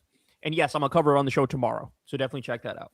Yeah, I'm curious to see that shit too, because I don't think that's the right way to go about that shit. It's kind of fucking crazy, but it's like a law of nature, though, bro. Like people are just fed up. Like they don't think they have a fair shot at life, so like they're just lashing out. And so like if you don't want this to happen, fucking pay them more. You know? Facts. Bums in Blue, thanks for the $10. Will Blue Wave be big enough to impeach in midterms? Are there enough seats up for grabs? Corin, best of luck with hand surgery. Lakers, we get Giannis this summer. It's very possible. It's also very possible the Knicks get Giannis. So we shall see. Or the Heat. That front. Or the Heat. Yep. I mean, there's a bunch of places he could go. Yeah. But the Blue Wave will be enough. We'll win the House. We will probably win the Senate, although that is less sure. We'll have a strong majority. I don't know if we'll have enough to actually impeach and remove, but we're going to fucking try. We're going to try because that's all you can do in politics is fucking try and never stop. And so they better do that is what I have to say. Thanks, though, Bums and Blue. I appreciate you, man. I'll let everybody know how it goes on Wednesday. Johnny B, thanks for the $10. Hey, Kyle, I want to know what you think about those AI Lego bangers that Iran has been dropping. So I talked about them a little bit in a segment I did today on Tim Dillon, kind of talking about them. I'm also going to cover that tomorrow in a different way. But yeah, I mean, they're kicking our ass. Tim Dillon said, like, we're losing even the shit talking war, the propaganda war. And I think that's exactly right. I think we're getting fucking our cheeks clapped on that front too, which is embarrassing because we're losing the actual war and the propaganda war. And like, in no way, shape, or form are we winning. So I think those videos are very clever and very good. Thanks, Johnny. Shot Guy, thanks for the $5. Petition for Kyle to start calling Nick Shirley Short Bus Shirley. Also, if you were president, what would you do in your first 100 days and why? Oh my goodness, bro. I don't think we have the time to get into literally all of that here. But just know I'd have a list of about 1,000 executive orders. And obviously in the long run, the big goal is to like massively raise taxes on the wealthy and redistribute it. That's the broad strokes. And, you know, what we do with that stuff, obviously you try to do universal health care, free college. You try to do paid vacation time by law. You try to do free childcare, all shit like that. Free school breakfast and lunch for kids all across the country. Like, that's the goal. The main thrust is tax the wealthy, redistribute the money, and try to do as much as I can by executive order. And outside of that, really like twist the arm of Congress to try to like go along with the popular mandate and harness the will of the people and tell people to like call their politicians, fucking march on Washington if need be. Like, really do anything and everything we can to get the agenda through. And permission granted on Short Bus Shirley. I love it. And if I can remember it, I'm going to do it. Thank you. Young Cheese Man, thanks for the $5. Kyle, did you see any of the stuff about The Boys actor Tom Capone for being a former IOF soldier? Kind of makes the leftist messaging fall flat. I didn't see anything about The Boys actor Tomer Capone. I've never watched The Boys. And I had no idea if this person was IDF. What's that, Cor? I think The Boys is something I heard was a good show. Yeah, I never watched it, so I'm not sure. I do know that Gal Gadot is the one that was also in the IDF. The people always talk about that actress. But I never heard about this for this guy. So wish I had something more to say, my friend, but I do not know anything about the situation, but we appreciate you. Okay, nice guy. Thanks for the $10. Do you ever think you give away too much strategy for Democrats on your show in a way that empowers Republicans? Do you share strategies with your preferred Congress members behind the scenes? I'm in contact with some Congress people, but not many. And I only offer whatever they're interested in knowing. Like, I never just like volunteer shit myself. Like, if somebody asks me something, I'll tell them. And in terms of me giving away too much strategy on my show, I disagree. You'd be surprised, bro. Nobody gives a fuck what we're saying here. You know what I'm saying? Like, you guys care. The audience cares. Millennials and Gen Zers care.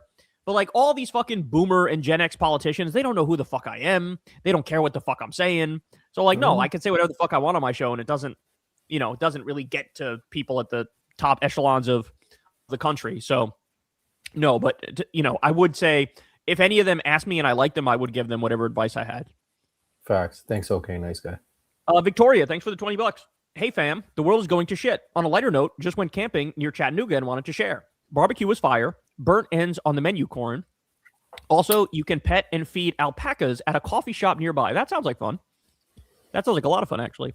Fan of alpacas. But they're probably like shitting all over the fucking coffee shop and stuff like that. Like, Corin is so anti-animal, man. Like any sort of animal, he's like, go fuck yourself. Because it's gonna start some new pandemic. Like alpacas belong in a zoo, not in a fucking coffee shop. So like, I fuck with the burn ends. I fuck with the barbecue. I fuck with you going camping. But like alpacas, like I don't know what type of diseases they're carrying and shit. I'm with like you. That. I'm with you, Victoria. I enjoy the alpacas and the barbecue and all of that. Chattanooga, all that stuff. We appreciate you. Thank you. It'd be cool, but if I see a weird bird or some shit, I'm like, nah. Give me some regular pigeon or some shit. But thank you, Victoria. I'm an animal lover, bro. Oscar, not you again. Thanks for the $5. For anyone to answer, what are some cost-saving ideas for the times we live in? Me, for example, I've subbed ground beef with turkey. Oh, that's a good point. That's a really good point, actually. I wouldn't do that shit, man. I like my regular bacon. I don't fuck with turkey bacon at all. But his point is it's so expensive, right? Yeah, like that's true. Ground beef versus ground turkey, you're saving so much money, and like it's not that much of a difference. You know what I'm saying? Yeah. So, but I mean, Crystal said it to me the other day. We can foresee a future where like steak is like only something that's very rare and for special occasions, and only like rich people get it. You know what I'm saying? Like that's the trend we're heading down, you know? I mean, it's kind of the world we live in now. I mean, even like sushi Getting and shit close. like that. It's for the elites, you know, like Getting close, bro. And like all this shit that like in the past, like people will be, oh, remember the days when anybody could buy steak? There's going to come a time where it's like, no, only like the top 1% can afford steak. yeah. So, I mean, yeah, it's fucked up, but I love, I mean, this is a good trick. I mean, it makes me think of like the college days where it's like, oh yeah, people eat ramen because like that's the cheapest shit, you know? My kids eat fucking dino nuggets and mac and cheese, and they're doing well. I fuck No, up I'm dino kidding. nuggets, dog. I fuck up. Some But dino nuggets are bangers. Crystal told me though that there was another fucking scandal that there was like lead in the dino nuggets, and I was like, God, is nothing fucking holy, dog? What the fuck? I've been eating those dino nuggets my whole life. Bro, we didn't get to do the Girl Scout tier ranker yet, but apparently there's like metal and Girl Scout cookies. Oh, like, come on, man. Oh, get the we fuck not out just of here. eat some regular ass shit. Crazy. Metalhead Matt, thanks again, man. Are countries with a long history / distinct cultural identity, China, Japan, much of Europe, justified in limiting immigration in order to preserve it? I mean, look, it's a great question.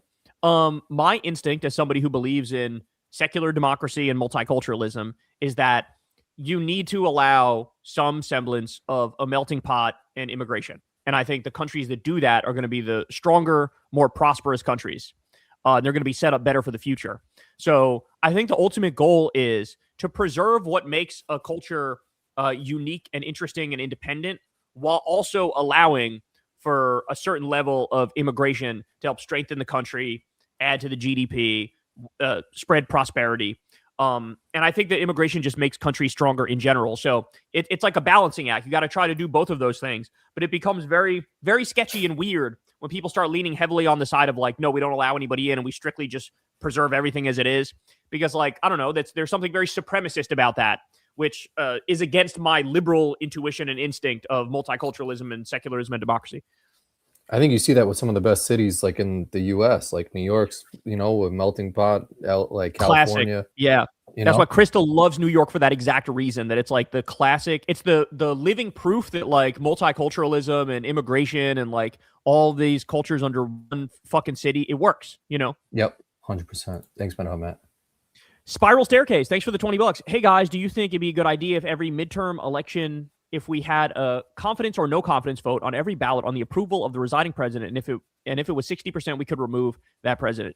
Absolutely, bro. Are you kidding me? I think that's a phenomenal idea. I think I've floated a very similar idea on my show, without a doubt. I mean, I think we need more mechanisms to get rid of like this fucking psychopath that we're dealing with now. You know? Yep. Facts.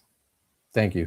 Madara, thanks for the $20. I have a MAGA friend who is against the Iran war, but assigns Trump zero responsibility. Instead, he doubled down on anti-Semitism, not just anti-Israel. I don't think there's anything I can say to pull him out anymore. Yeah, you know, that's a big problem. And Norm Finkelstein has been making a good argument against like Joe Kent and a lot of these right-wingers who they want to put all of the blame on the Iran war on Netanyahu and like basically take all of the blame away from Trump. And usually when somebody does that, if you scratch beneath the surface, they're also anti-Semites, right? When you say Trump has none of the blame whatsoever and it's all Israel, it's like, come on, you got it. He's damn near 80 years old and he's the president of the United States. Why is it they try to get Barack Obama to go to war with Iran? He said, fuck off. They try to get Joe Biden. He said, fuck off. They try to get Bill Clinton. He said, fuck off. But Donald Trump went for it, right? It's like, because they knew how to draw a line and say no, and fucking Trump didn't know how to do that. So he shoulders a lot of the blame. And yeah, there's like, on the right, you got to be careful. You got to have your spidey senses up, because on the right, they will cross that line from not just being anti-Israel, but also being like, it's the Jews behind everything. You know what I'm saying? Yeah. Thank you, Mara. Roblife, thanks for the $10. Today, a large 4-inch wide conduit pipe fell on my thumb at work. I still can move it, but might be a little fractured and still blows. Crazy coincidence, Corin effed up his thumb around the same time. What the fuck, man? That's so crazy. That is so crazy. Yeah, how the fuck did a fucking 4-inch wide thing, and that's all is a little fracture? Probably his job. Yeah. Working with that shit. Fucking say that shit is broken and get some workers' comp, man. Stop fucking around. I don't know. That wouldn't stop you from working, right? I feel like to get workman's comp, they need you to prove that you like can't fucking move at all, you know? Yeah, I guess. Yeah. Standards are good luck to you, high. bro. Hopefully you could just, it gets better soon, but my shit is fucked. Sorry about that, Roblife. That sucks, bro. That sucks. We've got a lot of thumb injuries these days. Far Twain, thanks for the $10. The BBB capped student loans at $50K a year with $200K lifetime cap. This isn't enough to pay for med school, forcing use of private loans. With those without cosigners can't get approved and have no options. That's right. And did you see that you have fucking what's her face? I forget her name. The Beans bitch who was saying Is it Kathy something? No. saying she wants to like make fucking boat loans tax free or some shit. Like that's the shit they're trying to do. Is like they would take away all taxes on like luxury yachts before they would actually, pay for people's fucking schooling to become doctors, Fucking sad. Thanks for her. Terrible. I didn't even just speak English right there, bro. Oh, all right. Try to keep them high, but when there's a comment like that, man, you're always gonna get put on the screen. Mr. Yikes, thanks for the $2. Why the fuck are you guys so hot? What can we say, bro? Lefty Memes, thanks for the $5. Marilyn Gladu, anti-LGBTQ, anti-vax, pro-Trump, left the Conservatives and joined Mark Carney's Liberal Party in Canada. To be honest, the Liberals are diet MAGA. I mean, to be fair, would you rather have fucking Putin Trump up there? Fucking what's his name? Who went on Rogan's show and tried to like suck him off? Pierre Polyev or whatever his name is. Nah, you'd rather have Carney than that guy. But yeah, it's not a good sign if there's some fucking right wingers who are trying to sneak in and be like, oh yeah, I'm liberals with you guys. Don't give me power. Yeah, that's never a good sign. You got to be vigilant. That's the lady's name. Nancy Mace. Yeah, Beans bitch. That's what we call her when my brain's not working. Beans bitch. Citizen Zero, thanks for the $5. That's how you know it's late, when my brain forgets Nancy Mace. That's crazy.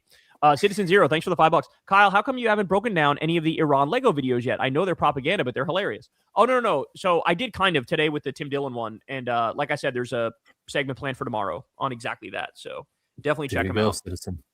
Kyle, what are your views on nihilism? Also, have you ever listened to Alan Watts?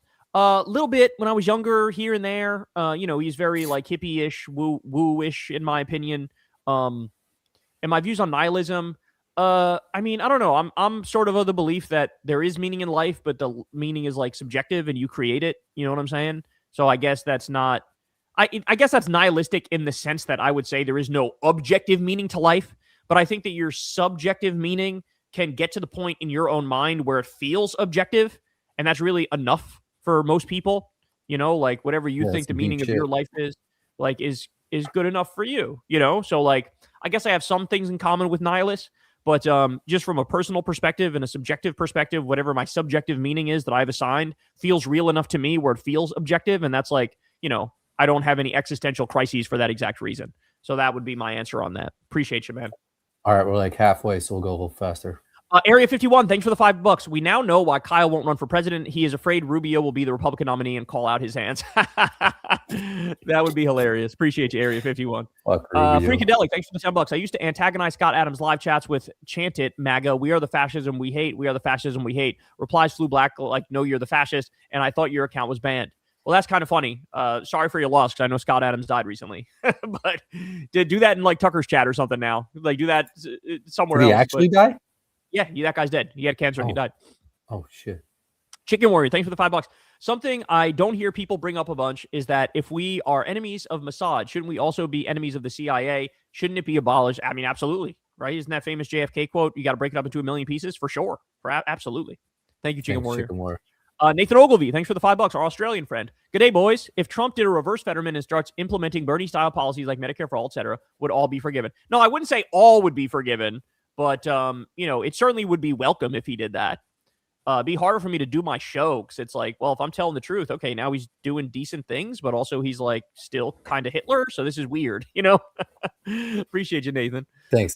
Jagger, thanks for the $5. Recommend Secular Talk to my friend, and safe to say he is not a fan because he asked me if I was trying to turn him into a Republican. What? Cap. Oh, just like, he dislikes me so much that I'm making him a Republican. I guess that's what he was saying. Oh, that would make sense. If you hate me so much, you're like, I want to be the opposite of whatever this guy is. There's got to be some people out there like that, Yeah, I guess. Near the Far World, thanks for the $5. Kyle, I love you, no homo, but can something be considered a sport if Trump can play it? Tell him. Corin, by the way, Corin, have you ever had a torta cubana? Let me just say, Corin doesn't need to convince me on that. I've already conceded that I'm totally fine with calling golf a game and not a sport. I have zero problem with that whatsoever. Still you still got to hit that shit straight, and you still got to hit it. Like, it's still fucking impressive to hit a golf ball in the air. I think I had a torta cubana in Miami one time at this spot. I'm not a fan because I think I don't like paninis. I don't like pressed bread that's kind of grilled, and I think that's what a cubana is.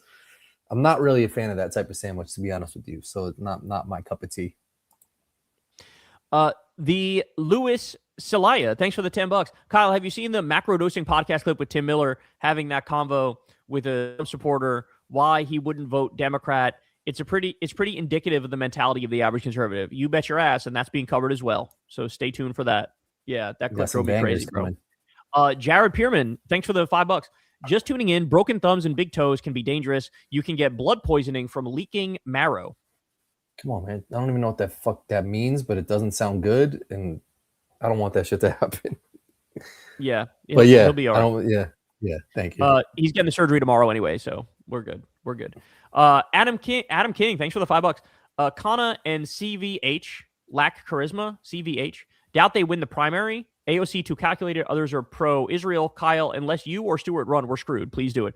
I mean, I respect the fact that you have this much faith in me, but like, I have been totally disregarded and swatted aside, and like, they don't know who I am in the serious political world. So to like come out of nowhere as a fucking YouTuber, they're not going to take me seriously. You know, like I'll be one of those people they don't even talk about, you know, but Jon Stewart might run.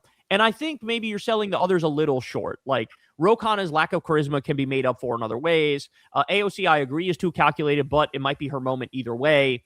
You could maybe Graham Plattner will run. Like there's going to be candidates who are our cup of tea. You just wait and see. I promise you. Shout out. There'll be a day. I don't know if it's this election cycle or the next, but the way that it seems YouTube's going with political commentators, that people are going to be fucking looking at you guys to run for shit. Yeah, that's great. They already are. The Lewis Celaya, thanks again for the $5. By the way, you should go on Macro Dosing. They've had Hassan, one of the only good Barstool podcasts. Arian Foster, who hosts it, is a big fan of yours. That would be fire. He was a fucking phenomenal running back for the Texans. Was that the black guy in the clip? He's like light skin. No, this guy I'm talking about was not. Not light skin. Arian Foster's light skin dude, but like was a beast running back. He might have won MVP. When they what I have to say about it, they're not going to want me on. There's a 0% chance they're going to want me on. I'm telling you right now. I got no love for that guy who fucking was like, I would never vote for a Democrat. And they're like, okay, why? Can you explain it? And he's like, well, you know, I don't even like Democrats. And they're like, okay, but what's the reason? He's like, I wouldn't vote for a Democrat. It's like, can you give me hopefully that wasn't Arian Foster. That wasn't Arian Foster who did that. It was the other guy. It was the what's his face guy. I forget the guy's name, but the guy who's like the main host on Macro Dosing. Oh, okay. Denji, thanks for the $5. Do you think Gavin's only leading because he's handsome? Same scenario if he was average looking. Also, fuck, marry, kill, Megyn Kelly, Candace Owens, Tomato Lorenzo. All right. No, I don't think Gavin's only leading because he's quote unquote handsome, but I think it helps. Yes. I think he'd still be leading either way, though. Him or Kamala are leading, depending on what poll you look at. And then fuck, marry, kill. I don't know. I feel like I need to sort of veto this whole one because I'm married and you didn't ask me comical people like Yokozuna and shit. You know, you asked like real people. Yeah, you asked like real people, but let's just go with kill, kill, kill on all three of them. That's I'm gonna tap out and say that shit. You know, I'm with you on that. Thanks, Dan. George Wade, shout out to George. Thanks for the $5, man. Cereal is goated. Your little ladies love Granddaddy's Fruit Loops. Nixie loves my cornflakes. I miss cornflakes and Raisin Bran. That's the shit. I fucking agree with you, man. I've always gotten heat for this take, but I'll ride on this shit. Mm-hmm. Raisin Bran is motherfucking delicious. Raisin Bran is motherfucking delicious, bro. You are tripping, too many cereal flavors to have some shit with raisins in it. It's like having a fucking carrot flavored cereal. It's like here's cornflakes with carrots in it. It's like, no, carrots stay in your own lane, raisins stay in your own lane. Don't come over to cereal. Like, stay in your own shit. Like, same thing with Raisin Bran. Like, don't be putting raisins in some fucking milk. That shit is not a combo. Dog, it's literally one of my favorite cereals. I'm not even fronting. It's fucking phenomenal. I fuck with Raisin Bran hard. I always have. And I always like, back in the day, I would have cinnamon raisin toast, and I fucked with that shit hard. Like, I just like raisins. I just actually like raisins. I think raisins are tasty as fuck. When you mix like a hard crunch and then put a soft shit in that shit, it's like, no, that's not a combo for me. Tripping. It's like that's tripping. But I know I'm losing this fight, but also like oatmeal raisin cookies, I fucking love. I just like raisin shit. But I fucking my favorite ass shit is Raisin Bran cereal. It's one of my favorite cereals. I would Love used it. to have like the red pack of raisins and like just do it Yeah, because yeah, it's yeah. just very Mhm, accessible and it's almost mhm. like easy to drink that shit. But like, nah, fuck raisins. Fuck raisins OD. Like You even tripping, when I fucking you love go it. to the barbecue and like they make fun of white families that make like some coleslaw and put raisins in that bitch, it's like Oh, don't put raisins in the coleslaw, that's that's crazy. what I'm Don't saying. don't Yeah. do that. You can't do that. On coleslaw, no. I'm not with that on Facts. coleslaw. Facts. T-Lane, thanks for the $10. Am I wrong to be feeling schadenfreude? A while ago, I blocked white nationalists from my job, from jobs at restaurants that my friends run. I saw his wife made a GoFundMe so they can move to another state. Um, I mean, if you know that they're Nazis, like, no, you are under no obligation whatsoever to like hire Nazis and be nice to Nazis. Like, not. So I kind of agree with you. You know, like white nationalists, they're Nazis. So it is what it is. You know. Thanks, T-Lane. Super Schmuck, thanks for the $10. Google Robert Patrick Double Dragon. You'll know why. Also, I didn't get a chance to try Paradise Pups, but found some good spots like Big Ange's in Arlington Heights and Lou Malnati's. Yeah, Illuminati's is goated. That's the pizza spot. It's kind of like a chain, but it's good pizza. I like Giordano's. It's a little cheesier. I feel like I heard of Big Anges or whatever that shit is. But next time you go, you gotta get to Paradise Pup, man. Thank you, bro. Chicken Warrior, thanks again, man. One thing crazy about the rich hating Mom Donnie is they're too dumb to realize that his policy is the thing that could save the wealthy from the guillotine. That's exactly right, and that's what FDR said too. FDR was like, you gotta let me take some of your shit, or else they're gonna take all of your shit, and that's exactly right. And Zoran's the same thing. Skate God, thanks for the $5. Joe Cobb been a fan since early 2014, and Kyle and Corin since 2016. Quick question: am I nuts for wanting a Jesse Ventura Rokana bill in 2028? Not at all. Not at all. Jesse Ventura is phenomenal in terms of his ability to like capture an audience and talk and be persuasive. Yep. And Rokan is like a tactical fucking brilliant genius who's right about a lot of the policies. So that would be fun. But I think Jesse Ventura is a little too old for it, to be honest. And I think he kind of feels like that. He doesn't want to be president. So I don't know if he'll do it, but that would be a very fun ticket to say the least. Thanks, Skika. Paul Sucks, thanks for the $5. Kyle, notice how Mamdani has distanced himself from Hassan Piker the same way Bernie Sanders refused to do a sit-down interview with you. Two same boys. Well, it's not that Bernie has fully refused to ever do a sit-down interview with me. In fact, I have interviewed him. I think multiple times, actually. I think I've interviewed him multiple times. And we've even met with him in his office. I want to say like 4 years ago, something like that. So the little pot shot at me there didn't land because it just doesn't back up. It's not backed up by the facts. But yeah, I don't think Zoran's really distanced himself from Hassan either. He still like says positive things about him and stuff. Yeah, he condemns the 9/11 comment, but like everybody's gonna do that, you know. But anyway, thanks, appreciate the $5. Tony Izzo, thanks for the $5. Have some money, Corin. Hope you get better soon. Thank you, Tony. We appreciate that, man. Thank you, bro. There's a thumbs up to you. All he can do is a thumbs up because he can't move it. Material Lightning, thanks for the $5. Two Christy and Noam's husband, 1 cup. Shout out in the chat if you ever watched the 2 girls 1 cup video. I have been traumatized. I have seen that video. It is a horrible fucking thing to see, bro. That's the OG. Hot dogs, thanks for the $5. Kyle, at this rate, which do you think is likelier to happen first, a revolution or Trump being removed via 25th Amendment? False question. I feel like impeachment is more likely of those things, but of those two, I would say some sort of violent uprising before Trump being removed by 25th Amendment for sure. In fact, we're kind of seeing it already at the workplace with all these warehouses being burnt down. Shout out to you, bro. Appreciate you. Worgenman, thanks for the $20. Very kind of you. In Hinduism, there's a 6th sense: touch, taste, sight, hearing, smell, and another sense that senses vibes, presence, etc. In the Quran, we have the gaib, unseen layer of things behind life. I think that is legit. I totally agree. The idea of like energy or vibes. I am a big energy or vibes guy. Have you guys ever walked into a place and immediately gotten either a good vibe or a bad vibe off of it just by the way it looks? Like I get that fucking everywhere. Everywhere. And I think that's real. I think there's some real shit to that, you know? Or even with like a family member or someone like you're close with, if you like call them and they're like, I was just thinking about you. Like I feel like there's true energy to that shit. If you're both like have that power of thinking or like in the presence or doing some shit, 100%. I think there's some power behind that. 100%. The vibes are real. Yeah. Yeah. Ashin, totally. You again, $5. Got wisdom tooth recently removed across the border. $25. In the US, it'd be 500 plus. You see Scheinbaum pushing universal healthcare in Mexico, contemplating moving for sure. Yeah. Again, shout out to the Queen Claudia Scheinbaum. And $25 for wisdom teeth surgery. Holy shit, that's crazy. Yep. $500 in the US. I think my dad said the same thing. His wife got her teeth done at a dentist in Vietnam, and it was just like some regular ass shit. He was like, if she did that whole procedure here, it'd be multiple hundreds of dollars. Guys go to Turkey to get their hair Yeah. their hair surgery, you know. Those videos of them all on the plane is hilarious. Mm-hmm.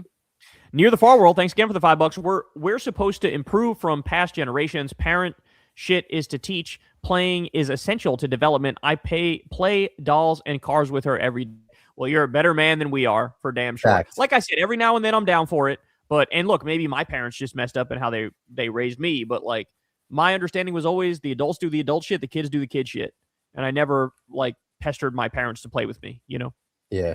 Shout out to you though for getting down and doing that shit, man. Because I'm not gonna do that shit. It's very possible that's like, you know, like your kids will have an extra gear because of that. Yeah. You know what I'm saying? Yeah. And I also have 4 kids. It depends on how many kids you have. If you have 1, maybe that's a different story. That's true. I you know, we've had moments where like maybe 2 of the kids will not be home. Like one of them will be at grandma's or 2 of them will be at grandma's, and we have 1 kid. And whenever we have the 1 kid, we're like, this shit is so fucking easy with 1 kid. Yes. Because when you have the 3 and you have 4, it's like, it's just like each one makes it infinitely more difficult. Yeah, it's just like I can't keep up with the shit, you know? But if it's 1, I'm like, people who have 1 kid don't even realize like this is not even like having kids right now, you know? Yep. Couldn't agree with you more. Me thinking, thanks for the $5. Hey, Kyle, how does the left flank make sure the diet MAGA Dems don't make a comeback? I just worry about the primaries and will Hochul tax the rich. Well, there's indications that Zoran has played his cards right and he's able to get universal childcare off of Hochul. And, you know, Zoran basically laid it out like, look, if we don't raise taxes on the rich, we're going to have to make cuts that people don't want. So, like, this is sort of what we got to do, right? So we'll see in the long run what happens here with Hochul.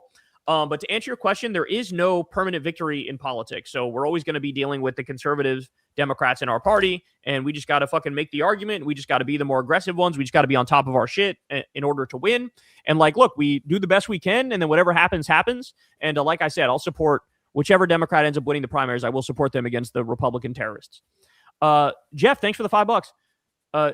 GND now, Leah Miller recommended on KKF. I believe people have recommended a number of times, and I think that they're on the list. Appreciate you, bro. Thanks, Jeff. The Bacon, thanks for the $5. Hey guys, were you ever into Jersey Shore? If so, who was your favorite member? Also found out Vinny and Mike are MAGA. Shake my head. By the way, who's hungry? Not allowed to say that. Surprised me. Not allowed to say that. Yes, we were into Jersey Shore. And I don't know, who's my favorite? Who's the most chill? Pauly D, I guess. Is Pauly D the most chill? I feel like Pauly D. Chill. Yeah. I'm a Pauly D guy. Oh, the guy Vinny was at the Palisades Mall recently doing comedy. And I was like, he's probably not funny. They do comedy at the Palisades? Yeah, they have a comedy spot there or something like that. Oh, I didn't know that. That's crazy. Yeah. Damn. All the non-MAGA ones are the best. Southeast Boys, thanks for the $10. Destiny is the actual menace they pretend Hassan is. Dude gleefully had no sympathy for the firefighter that died at the Trump rally. Hassan would never. There's no room in the Dem tent for a predator. He has been going hard in the paint against Hassan. And I feel like, I don't know, I tune into Hassan and I see him talking about the war with Iran. I see him covering the news. I see him talking about the serious topics. And then all I see is Destiny talking about Hassan. And I'm like, do you not realize this is like a pivotal moment in not just American history, but world history, where we have like a psychotic president with dementia who's waging illegal wars of aggression and like shattering the corruption meter and shoving people in concentration camps. And instead of talking about that, like you're focusing on your left flank and punching left. I don't know. Just something about it is just so gross to me. Like, if you want to be the leaders and you want to be the ones to take on MAGA and like carry the torch for the Democrats, fucking do that. Like, do that. Stop talking about fucking Hassan and do that. You know what I'm saying? And they're not. So thanks, Southeast. Jal Fredel, I think. Thank you for the $5. What are your thoughts on the announcement for universal healthcare for Mexico? Phenomenal, man. I'm jealous. I'm jealous. Our brothers and sisters to the south just got us draxed now, bro. They just are so much better than us. Thanks, the rightist leftist, thanks for the $10. Good day, boys. Nathan again, juicing your numbers. Corin YouTube should have a consent form for viewers so creators can talk like adults instead of having to say Fredophile. It's very annoying. 1984 newspeak. Yeah, and sometimes I just mess up and don't do it, and then, you know, might get demonetized, might not. But like, yeah, you got to try your best to do that. Shout out to you, Nathan. We appreciate you, bro. Thanks. Yeah, you're a real one. We'll try to speed up. The homies. Wrap it up at 11:30. Oh, the Vanguard. Shout out to you guys, bro. Sup bros love the live shows. Well, thank you, Vanguard. We appreciate your live shows as well. I know you guys just went to Peru. Right, Peru? And you went to the Amazon, I feel like. That was kind of crazy. How was that shit? That's so wild that you were down there. But welcome back to the fucking grind again, to this hell world that we live in, where we cover the end of the world. Keanu, thanks for the $5. So it looks like Trump wasn't lying about, and Galibaf was negotiating with the USA. He was leading the Iranian delegation in Pakistan and spoke with JD Vance. Yeah, but like there was no hope for any of these fucking negotiations, because like Trump agreed to the 10 points, and then in the negotiations they go, psych, we don't agree to any of the 10 points, and like now we're starting from scratch. And it's like, that's not a way to do a negotiation. You don't like agree and then pull it back and then fucking need a fucking escort to leave to not get murdered. Like, this is not serious. I think the US and Israel are just reloading right now. Orpheus, thanks for the $10. If we elect another status quo Dem next election cycle, I fear will only fuel another MAGA movement for the next cycle, rooted in Christian nationalism, even without Trump. Well, here's the thing. They're going to go full Christian nationalist when Trump is gone anyway. So like they're not going to moderate. They're not going to get better. They're only going to get worse. So they're going to do what they're going to do either way. But yes, we should go further left. We shouldn't do any fucking status quo bullshit. Mohit, thanks for the $20. Did you see Roe on Jubilee debating, discussing Epstein files? Also, I'm happy MTG is willing to discuss debate populism ideas with Roe. He will teach MTG the right on left ideas. This increases interest for him to run in 2028. Like I said, I haven't seen the Jubilee thing. I kind of shudder at Jubilee videos, but yes, I've seen Roe say a lot of those things, and MTG sort of play along. So we'll see, man. We'll see. But Roe is definitely considering 2028. I think there's no doubt about that. Thanks, Mohit. I'm enjoy. Thanks for the $10. Do you think third way type Dems will actually change now that the Hassan smear has clearly failed? Also, how surprised were you at Ezra's take? I wasn't crazy surprised for the simple reason that he did some Charlie Kirk shit after Charlie Kirk was killed. Like, Charlie Kirk practiced politics the right way because he like debated people. And so like you can't go from glazing Charlie Kirk to shitting on Hassan Piker and still maintain your credibility as a leftist. That makes no sense. Or a liberal, even a liberal. You can't say you're a liberal. That makes no sense. So like, yeah, he's like, the 10's big enough for Hassan. That's all. That's what his argument was. And he's right about that. The third way Dems will not give up because they're corporate fucking pricks. Like they're like a front group for corporations and the Israel lobby and the military industrial complex. So like they're paid to be wrong about this, and they will continue to be wrong about this, but they'll just do so ineffectually and not be able to, excise us like they once may have been able to do. All right, we got like 10 minutes left, so I'm going to try and get to some of the bigger ones here. Martin Lawrence, thanks for the $10. All of Europe is celebrating the fall of Shrek, Orban today. Legion, Sokeik, and Veragozjan, Magyarország. Good luck pronouncing that properly. LOL. Also, Kyle, when is KKF episode with Hassan? I think we had him on relatively recently, but yeah, I mean, he's always welcome on. But yeah, I gotta find a time to get on his stream at some point. I feel like but he probably right there has some in-person shit. Kyle, would you go on Hassan's stream if given the opportunity? Of course I would. Yeah, shout out to you, Razor Gems. Appreciate you. Mohit, thanks again, man. Thanks for the $20. Real test of new elected Dems in Congress. Schumer, Jeffries establishment. Say to them, okay, nice outsider campaign. Now be a good boy / girl and agree with what I do, so you'll be in the club. The only proper response is hell no. Yeah, shout out to you, Mohit. We appreciate you, bro. Thanks, Mohit. Very kind of you. The Power Ghost, thanks for the $10. Hey, Kyle, longtime Canadian fan from Ottawa. Mark Carney just secured a liberal majority. Well, that's wonderful. We love to hear that. Defeat those conservatives, man. You don't want any maple MAGA up there. Thank you, bro.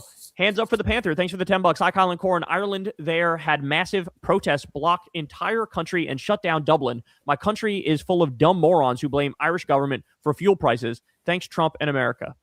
Well, that's a real shame. Anytime we rub off on the rest of the world, that's never a good thing. Appreciate you, bro.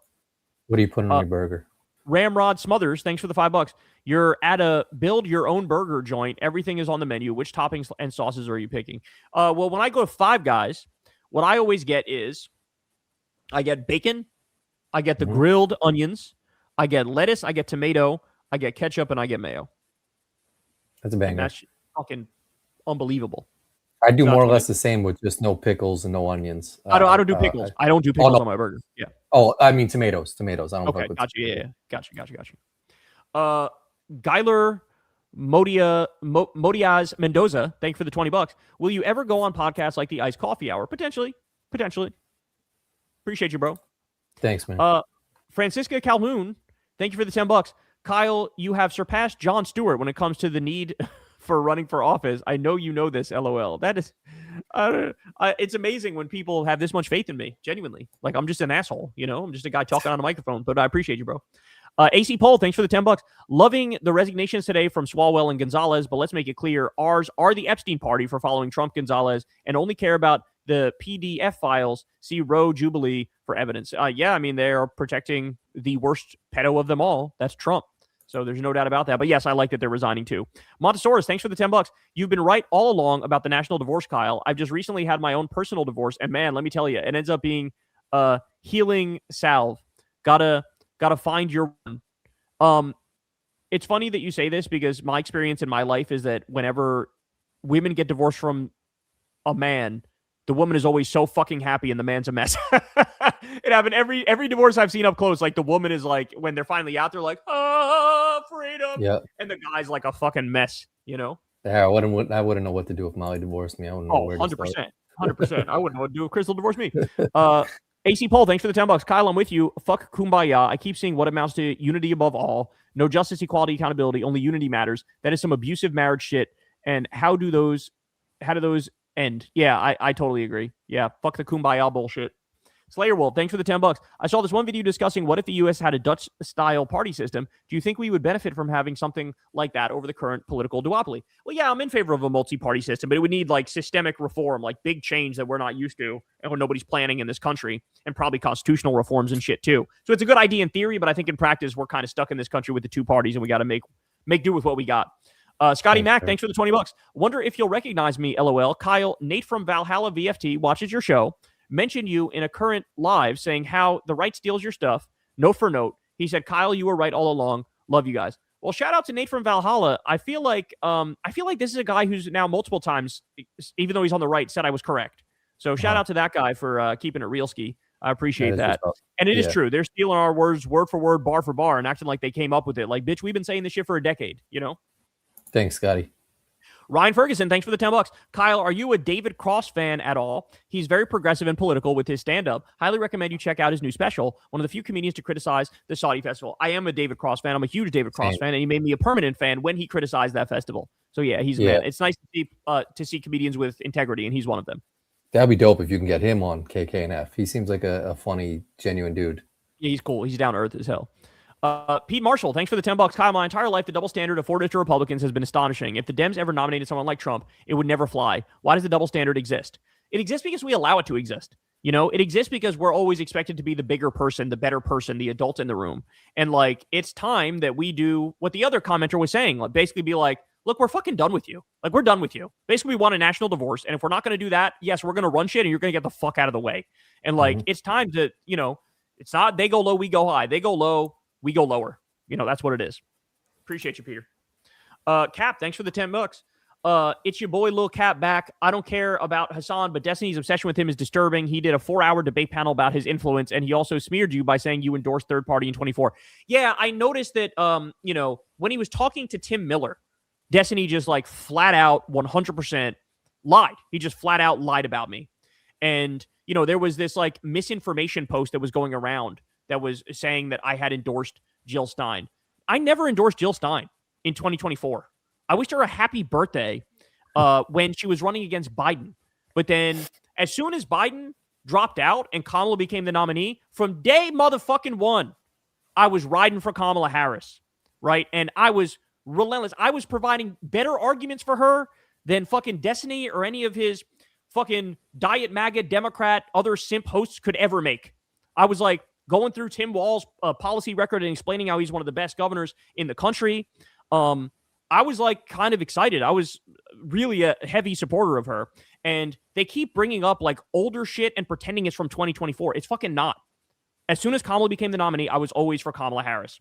When it was Biden, yes, it was a much more difficult thing because, you know, he was arming and funding a genocide. And anybody with a conscience is going to look at a guy who's basically not even there mentally anymore. He's sundowning. And he's arming and funding a genocide. And I looked at Biden, and it was a much more difficult decision when it came to Biden because it's like, I don't want to vote for somebody who's arming and funding a genocide. Before Biden did the genocide, I was calling him the greatest president of my lifetime. He was freaking it before the genocide. Then he armed and funded the genocide, and it's like, fuck you. You just flushed your whole legacy down the toilet.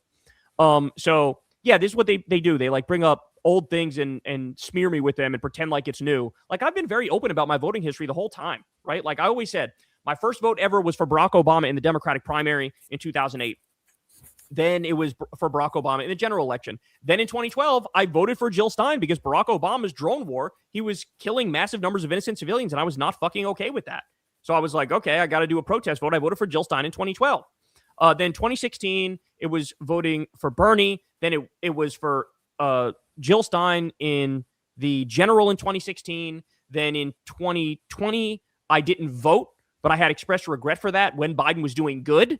But then when he started doing the genocide, I like sort of take back the regret. Now I feel like maybe I made the right decision. And then when it was Kamala, I was riding for Kamala hard from the second she became the one. So that's my whole voting history. I've always been open and honest about that. And he's lying and pretending like I didn't vote. I didn't, support Kamala the whole time when I absolutely fucking did. So anyway, sorry for that long rant, but yeah, they've been lying about me. It's very bizarre. It's very weird. It's very strange to watch somebody like brazenly lie about you, Trump style, and you're going, that's not fucking true. Yeah. And even to Tim Miller's face, and Tim Miller's like a guy who's doing some good work in the space, and I respect Tim Miller, and here's some fucking psychopath lying to Tim Miller's face about me, and it's like, this fucking bullshit. You're tainting this guy's view of me when it's totally incorrect. It's inaccurate. Anyway, CJ Allen, thanks for the $10. Kyle, have you heard a rap song about secular talk? Its first result on YouTube? Yes, I have. It's actually a banger. I showed my coworker and started watching the show. Yes. So I have seen that. It's AI generated, unfortunately, but I did see that. I will drop a bomb on you right now, though, and let you know that I actually think the rap song that guy did about Destiny is better than mine. I like that vibe of that one better than the one that's me. But yeah, it still is cool. Appreciate you. Vacuum Bling, thanks for the $10. Cancer sign means you're very sensitive and emotional. I'm also a Cancer, and I can get super emotional. Same. Yeah, I mean, I'm not sure how real those things are, but yeah, you could always find something in there that sounds real, Facts. Scotty Mac, thanks for the $20. I think the comment was about 40-plus-year-old worker dying on an Amazon warehouse floor in Oregon, and everyone being told to look away and let's get back to work. I just saw that today. That shit is wild, bro. It is so fucking unhuman. It's like worshiping capitalism like it's a god, Very disturbing. Bells Leon, thank you for the $10. What are your thoughts on the Saudis and Kushner trying to buy out EA? Max Frost is partnering a big Sims streamer here soon. Yeah, well, they're trying to diversify their economy because they know that they're cooked when it comes to oil and gas in the long run. And that's what they did. They try to get involved in sports, and they're trying to get involved in video game shit. I don't know if it's going to work out in the long run because they're so tainted. I don't know if they can really embed themselves in the economy in the way that they're trying to do, but they're got to try something, and that's why they're trying that. And I feel like that money's going to run out at some point. Totally. Especially now that they're being choked off by Iran. Cole, thanks for the $10. Kyle, can you recommend a decent source to follow the Iran war on YouTube? Yeah, it's called Secular Talk. Check it out. And if you're not going to check out Secular Talk, check out Breaking Points. Alex B, thank you for the $20. Hi, Kyle and Corin. Today's my 40th birthday, and I feel old as fuck. Spent the whole day at the vet ER. My little ride or die homie, Pup Jerome, is struggling, but hopefully we'll be okay. Can Jerome and I get a shout out? Much love, go Lakers. Hey, man, much love to Jerome, man. I hate it when animals get sick. I've been through that myself, and it's the worst thing in the world. So sorry you had to spend your 40th birthday like that, but your little guy's going to be okay, man. Your little guy's going to be okay, and hopefully your 40th birthday gets better as time goes by. And yes, go Lakers as long as they're not playing the Knicks. I agree. I'd like to see them go far in the playoffs. Appreciate you, bro. Scotty Mac, thanks again for the $20. Kyle, making a doc, you're invited. That's very kind of you. I don't know what that means, but that's very kind of you. Ocelot, thanks for the $50. Jesus. I say when Trump goes, first thing we do is confiscate all his assets and bank accounts / financials and put all that money back into our country. What do you think about that? I totally fucking agree, but that's what we're going to do after we light cigars. That's the order of events. We appreciate you, bro. That's very kind. Thank you, man. All right, some random fives and then we'll be done. Naaman, thanks for the $5. I love you guys. Corin, I look forward to getting to know you, and I'm a super fan of Kyle Kulinski. Been watching Secular Talk since 2009. Oh, that's awesome, man. You're really OG. All-time scary. Thanks for the $10. Check out the Jack Neal interview with Professor Zhang at 25 minutes in. He says Trump isn't corrupt, isn't in the Epstein files. January 6th was a hoax, etc. He used to be a Bernie guy. Shake my head. It would make a great video. Jack Neal interview with Professor Zhang. Damn. He is off base like a motherfucker. Good googly moogly. That's crazy. Slayer Wolf, thanks for the $10. Shout out to Aaron Wojciechowski, running for Congress in Wisconsin 6th District, rejects corporate PAC money, stands up to big ag, and supports automatic voter registration with free voter IDs. Well, shout out to that guy, and shout out to you, Slayer Wolf. We appreciate you. Gary Tor, thanks for the $10. I'm Chevron investor and own a couple of Chevron stations in the West Coast. On Trump's B-Day, gas will be $6.66 mark of the beast. Iran owns the straight fucking nightmare. That's right, bro. And they're not going to give that shit up. They got it now. They know they got it now. They know there's nothing we could do. It's a wrap. It's a new day, baby. It's a new All right, day. we'll do the last one here. Katie Mullins, thanks for the $10. You both rock. Check out Phil Osh's song, Love Me, I'm a Liberal from 1966, proof that hypocrisy is not new. Well, shout out to you, bro. Right, we appreciate you very much. And last one, 20 banger. Thank you for the 20 banger, Brandon. How much longer of this corruption are we supposed to take until a peaceful revolution happens? U.S. Navy veteran and more war and sacrificing more soldiers and innocent lives for Israel and USA's imperialism is psychotic. 110% agree. And the answer is, I don't know what it'll take this country to break, but I'm starting to see some signs it's already breaking. The fact that warehouses are now burning down and tech AI CEOs are being attacked with Molotov cocktails and all shit's coming apart. Cocktails. Molotov cocktails. Shout out to Molotov cocktails. Corin knows how to say that now. But yeah, no, it's happening. Things are fraying. We appreciate you guys, man. We apologize if we didn't get to any of them. Our bad, but we gotta get to sleep here. But love y'all very much, man. Thank you guys. And Corin, you're the man too. Peace. Love you, bro. And hey, man, I'll talk to you tomorrow. But good luck with your surgery. Everybody send Corin some love. Thanks, everybody. God, I love you, bro. I'll talk to you later, man. Love you too, man. Peace. Thank you, everybody. Appreciate you guys. I tried telling, they're like, we'll cut them short, or it's tough to get to all of them. But we try to get to, I think we hit a whole shit ton of them. So appreciate everybody. But next week, instead of like sending one, send like one, and then I'll see it. But hopefully you guys enjoyed. Surgery's on Wednesday. So not tomorrow. Today's Monday. On Wednesday is the surgery. So send love on Wednesday, all right? The mob did not break my thumb. Those are my old days. But love you guys. Oh, there's my mom. Love you guys. Wednesday's the surgery. Okay. Appreciate everybody. See you next week. Love you guys. Peace. Wednesday. Peace, everybody. Later.